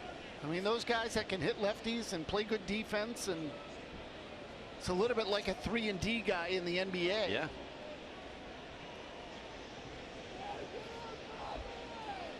One two to Bobby from Beasley. bends down and away. And you mentioned the swing changes. Alex Spear wrote about this a few weeks back, that early in Rob Refsnyder's career he had a big leg kick, but then in his role in the big leagues over the course of some years, he just went to a simpler approach instead of the leg kick, but has gone back to it, and it's led to better timing, more power, and he's done a really nice job for the Red Sox. Dahlbeck strikes out, 2 gone. You know, again, on the home run he hit here, he get the ball in the inner part of the plate, so you can see he likes it there. He likes the ball middle in. And, you know, lefties are going to come in there and the ball's going to break toward him and he can hit it. It's the ones that go away from him that he's probably always had trouble with and will continue to. It's the case with many hitters, both sides. But even if he can just do half of that, again, there's always a place on a roster for a right-handed hitting outfielder. The Red Sox needed one on opening day. And they're, you know, Refsnyder has ended up filling that role for them.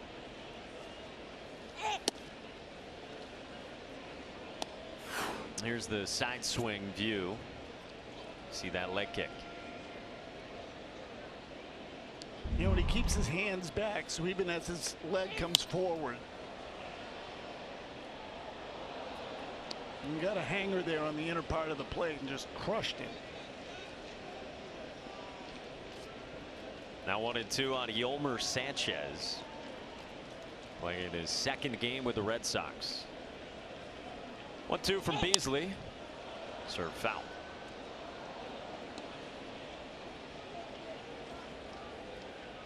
Sanchez added today to the roster. He takes Connor Wong's spot, like we said earlier. There was an open spot on the 40-man roster for those keeping tabs on that. 3 strikeouts sandwiched around the Refsnyder home run.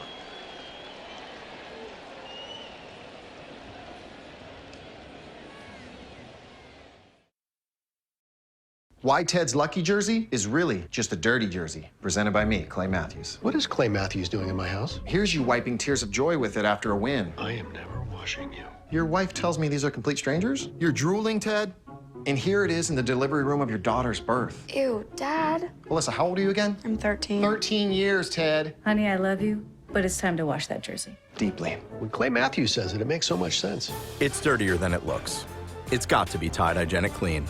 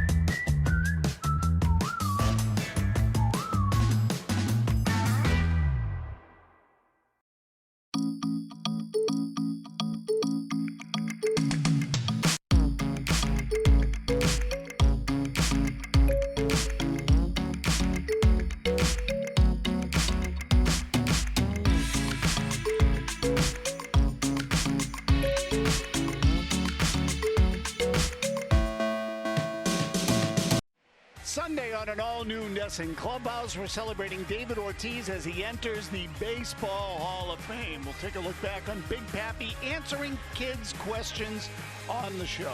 At NESN Clubhouse Sunday at noon, only on NESN, presented by Delta Dental of Massachusetts.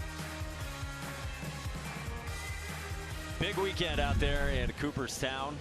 Going to be a lot of fun celebrating Big Papi all weekend long, leading up to the ceremony on Sunday afternoon. Here in the top of the 8th inning, Hirokazu Sawamura enters for Jake Diekman. A 0 from the Blue Jays for the first time in that top of the 7th.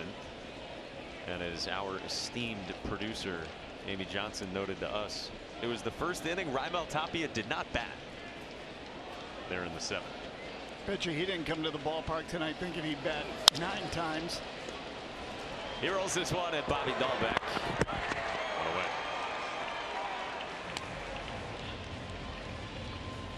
Well, again, tomorrow, Alek Manoah will go for the Blue Jays. So the Red Sox will have their hands full in that one as well.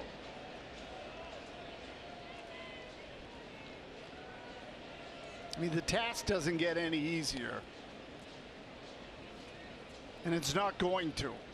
These games only get tougher as you get down the stretch if you're in the race. Coming into tonight, 2 games behind the Jays for the 3rd and final wild card spot. Tomorrow's projected starters for Game 2 of the homestand presented by Angie. We mentioned Manoah and another start for Cutter Crawford. And so 3 games back, and you know, coming into it as well, you're only 3.5 out of the top wild card spot. So at worst, 4.5 going into tomorrow. They just need someone to come out and stop the bleeding. Is what that's really what the challenge is now. And you know, the second half just started. We're only 1 game in. We're not even 1 game in.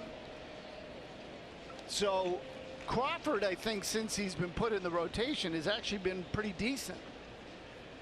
And you know, they're going to need him to give them rather some sort of stability tomorrow, for lack of a better word.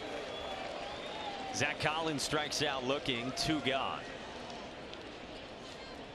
Yeah, first 6 innings from Cutter Crawford last time out in St. Pete, he was really good. Just cruising along. You hope for more of the same tomorrow afternoon. Here's Alejandro Kirk.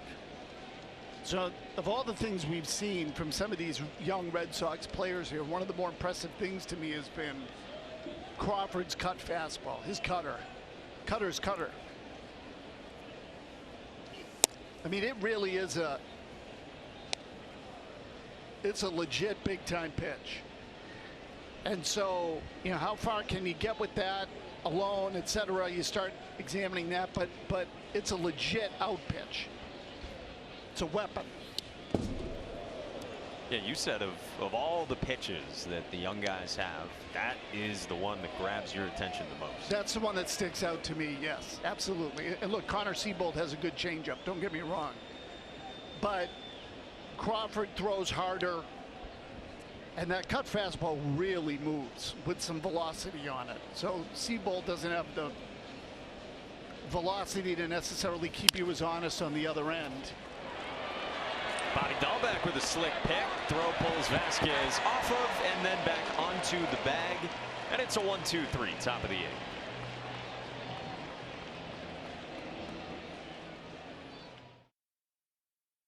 Want your clothes to smell freshly washed all day without heavy perfumes? Try Downy Light In Wash Freshness Boosters. It has long-lasting light scent, no heavy perfumes, and no dyes. Finally, a light scent that lasts all day. Downy Light.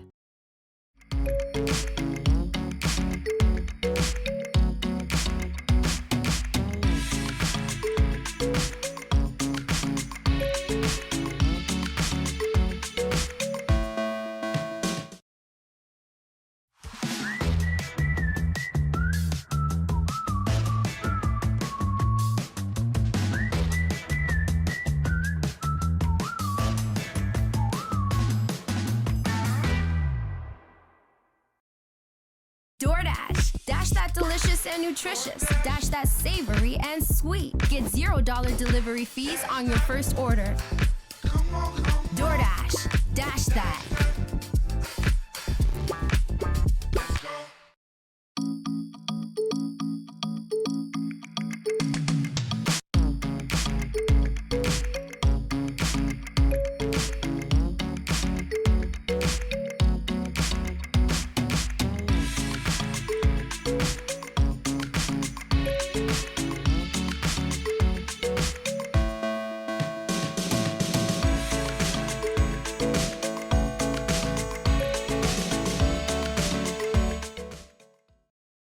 DoorDash. Dash that delicious and nutritious. Dash that savory and sweet. Get $0 delivery fees on your first order.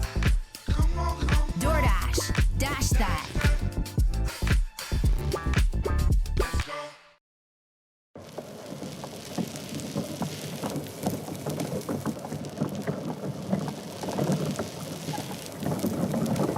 Version. Sox fans letting it out here at Fenway after an odd night and a tough night. But 1 out of 162 as we go to the bottom of the 8th. Franchi Cordero is the pinch hitter in the spot of Alex Verdugo.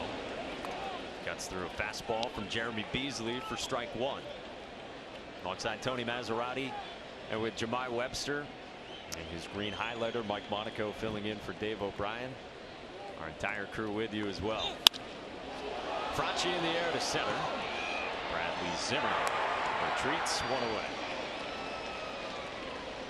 Now to the road ahead. Red Sox upcoming schedule presented by John Hancock, helping families like yours for over 150 years.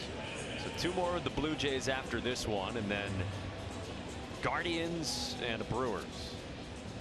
10-game homestand, part of 13 against 500 or better teams straight out of the gate.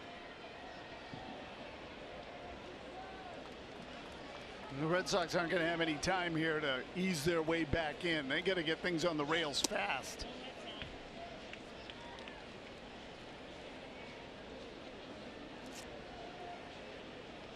Christian Vasquez has homered twice. He's done his part. When do the Bears stands close? They close after the 7th inning still? I'd be surprised if they were still open right now. This might be one of those nights where you think about leaving them open a little longer. Could have put up a big tally in the drink department tonight. You got to keep people hydrated. It's hot out there. Like Maz on vacation on the golf course.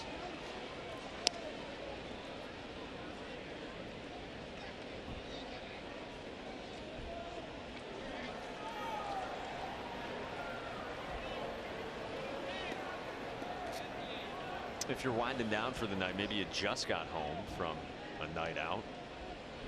Well, you missed a lot. Jays scored in each of the first 6 innings. They put up 7 in the 3rd and 11 in the 5th, most notably. Vasquez grounds out to Biggio, 2 down.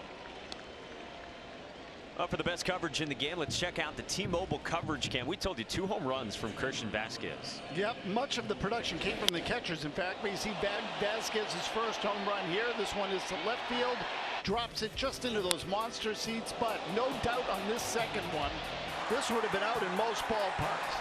419 feet to center field. 3 for 4 for Vasquez tonight, 2 home runs. Kevin Plawecki also 3 hits. 3 singles, and here he is for his 4th trip.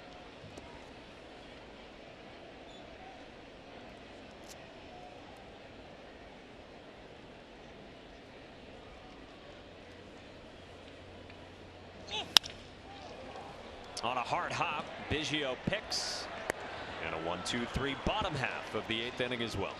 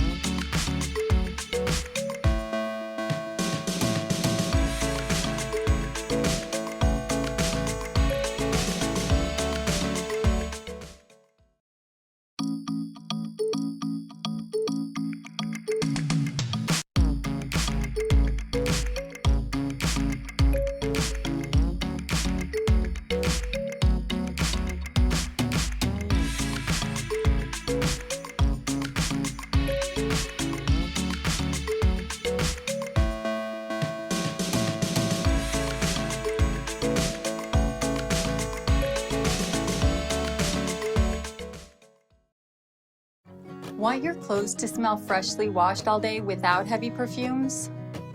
Now they can. with Downy Light in-wash freshness boosters. Just pour a capful of beads into your washing machine before each load to give your laundry a light scent that lasts longer than detergent alone, with no heavy perfumes or dyes. Finally, a light scent that lasts all day. Downy Light, available in 4 naturally inspired scents.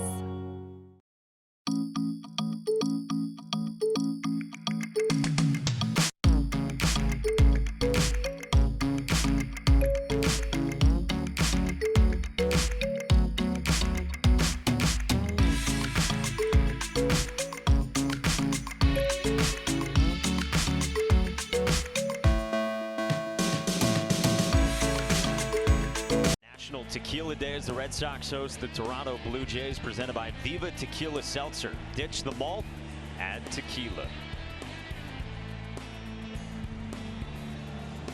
Ninth inning on the way. The Red Sox down 27-5 to the Blue Jays in the opener. First game out of the break. Franchi Cordero into the game at first. Yolmer Sanchez pitching and back to the wall and off the wall, out of the reach of Rob Refsnyder. And Kevin Biggio strolls into second with a wall ball double. Yolmer Sanchez pitching for the second time in his career. In this, his second career game with the Red Sox. Well, this is now twice in a couple of weeks here we've seen a Red Sox position player on the mound. Jackie Bradley obviously pitched in the Yankees series. Sanchez on the mound now.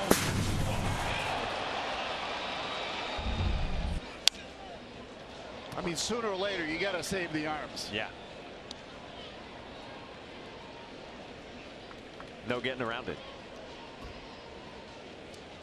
So, you know, this is one of those occasions. This question was actually presented to Alex Cora a few weeks back. In that, if you were ahead in a blowout, would you consider doing it and not wasting any of your arms? So this is the kind of game where the Blue Jays could do it. Now, I don't know if they will. The Red Sox might not take too kindly to that and be perceived as, you know, disrespectful. It happened earlier this year in the big leagues, and now it's escaping me as to who did it. The Cardinals, maybe?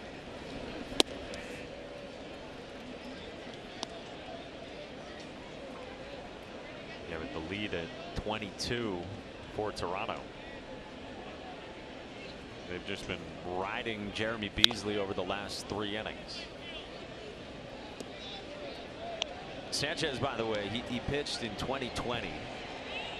That was a 10-0 White Sox loss. His team against the Cubs. 1 inning, 1 run. Tugged by Zimmer to right, and Bradley runs it down. 1 away.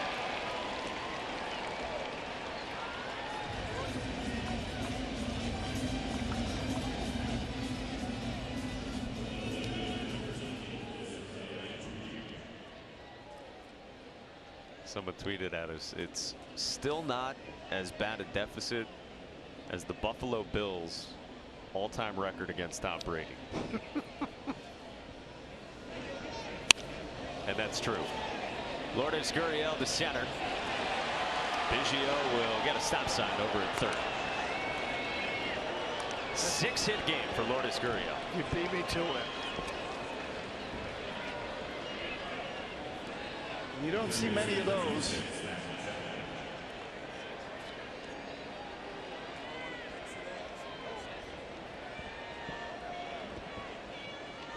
Nomar Garciaparra had one of those at Philadelphia once.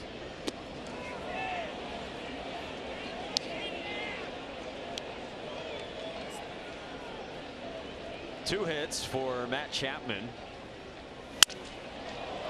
Make it 3. Pass it diving Downs, and 28 runs, the most allowed by the Sox in franchise history. Well, this fall feels like a fitting way to end this ball game. Jays have been hammering away at the Red Sox all night long, as the Yankees did on the final weekend of the first half.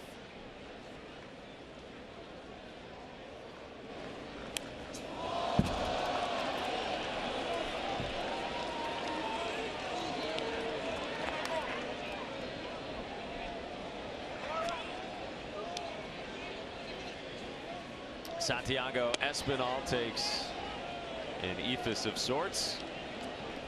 Make it 1-1. 2 hits. Milwaukee has scored 4 times. That's grounded to first. Cordero. Sanchez doesn't do many PFPs. 2 down.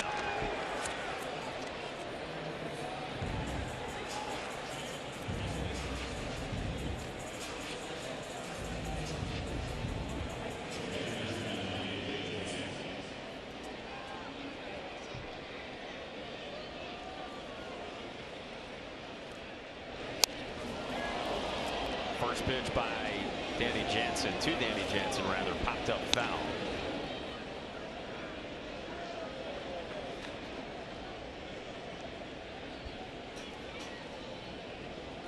A couple of pitches ago, it was clocked at 40 miles an hour from Yolmer Sanchez.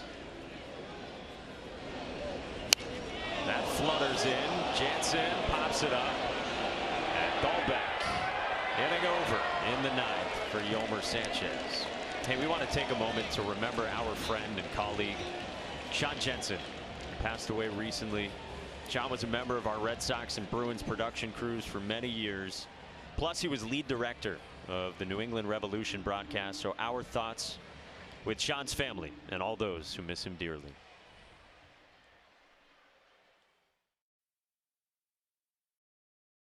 Why Ted's lucky jersey is really just a dirty jersey, presented by me, Clay Matthews. What is Clay Matthews doing in my house? Here's you wiping tears of joy with it after a win. I am never washing you. Your wife tells me these are complete strangers? You're drooling, Ted?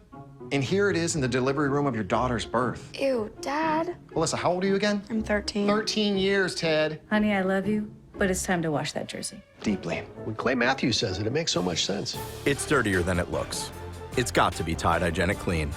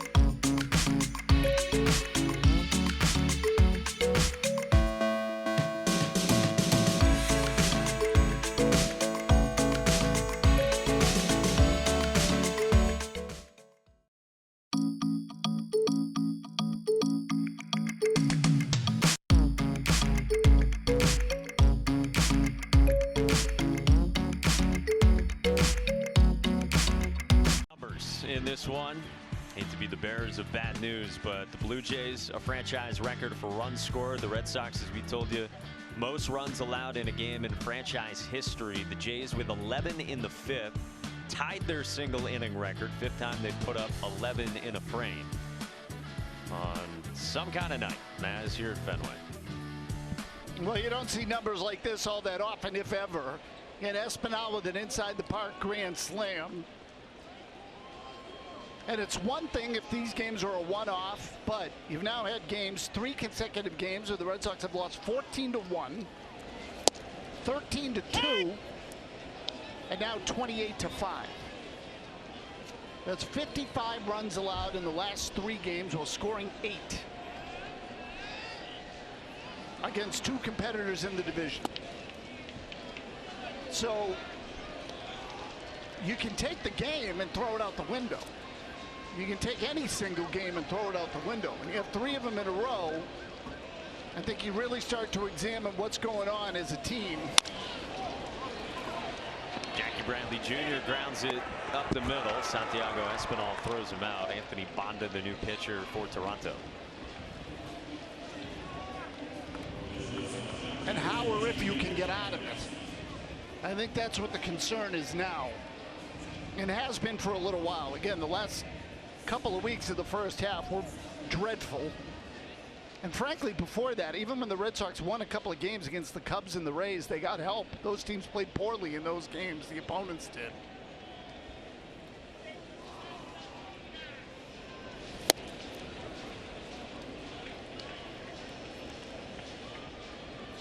The record tomorrow when the Sox wake up will be 48-46. 3 back of the Jays. And trying to stem the tide from a historic 3-game stretch in terms of runs allowed.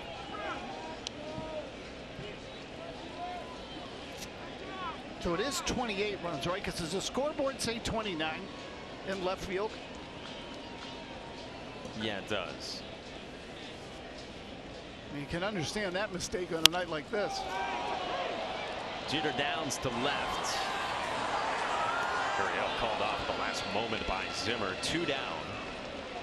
The Sox down to their final out. You know, and again, aside from the home runs and the hits, and the Jays have 29 hits. Aside from all of those big numbers that you're seeing on the left field wall, you had a drop pop up in the infield that fell between 3 people. Jarren Duran lost an inside the park grand slam, and then honestly didn't exactly make a great effort to go chase it down. So Alex Verdugo came all the way over from left field and fielded the ball, and Duran never really gave pursuit to it. I mean, if I'm Alex Cora, that's something that would catch my attention. Bonda's 0-1 to Duran. Sox down to their final strike. It's always about the pattern, Mike. Always. And the trend. And where is this going? Because right now it's in a really, really ugly place. I mean, this is just not, I mean, I'm stating the obvious here. This is not remotely close to competitive baseball. It's just not even on the same planet.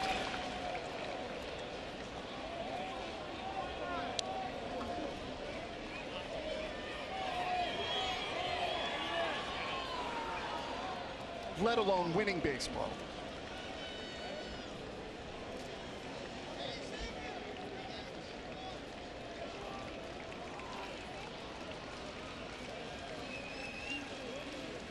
Bonda sets, and it is 0-2. Outside to Duran. Again, 4 o'clock tomorrow. Cutter Crawford against Alek Manoah. Blue Jays all-star right-hander. Sunday, Ross Stripling for the Jays, perhaps Brian Bayo for the Sox. We'll see. 1:35 first pitch. Alex Cora said today a good chance it is Bayo, who again took the spot on the roster today of Chris Sale. Landed on the injured list.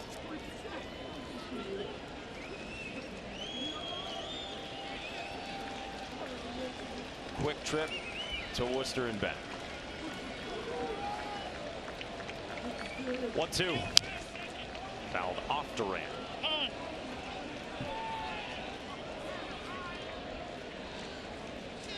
The Red Sox just say they need to come out and take control of a game early. Right from the get-go, you'd love to see it tomorrow. Exactly, just any day at this stage. And you know, I know that we just had a shot there of High and Bloom watching, and I know he's frustrated too. I get it. They got a lot of decisions to make here in the next 10 days. Duran strikes out. This one's over. The Blue Jays win it 28-5 over the Red Sox. Yeah, not much to add. That's an embarrassing night. Adam, all yours.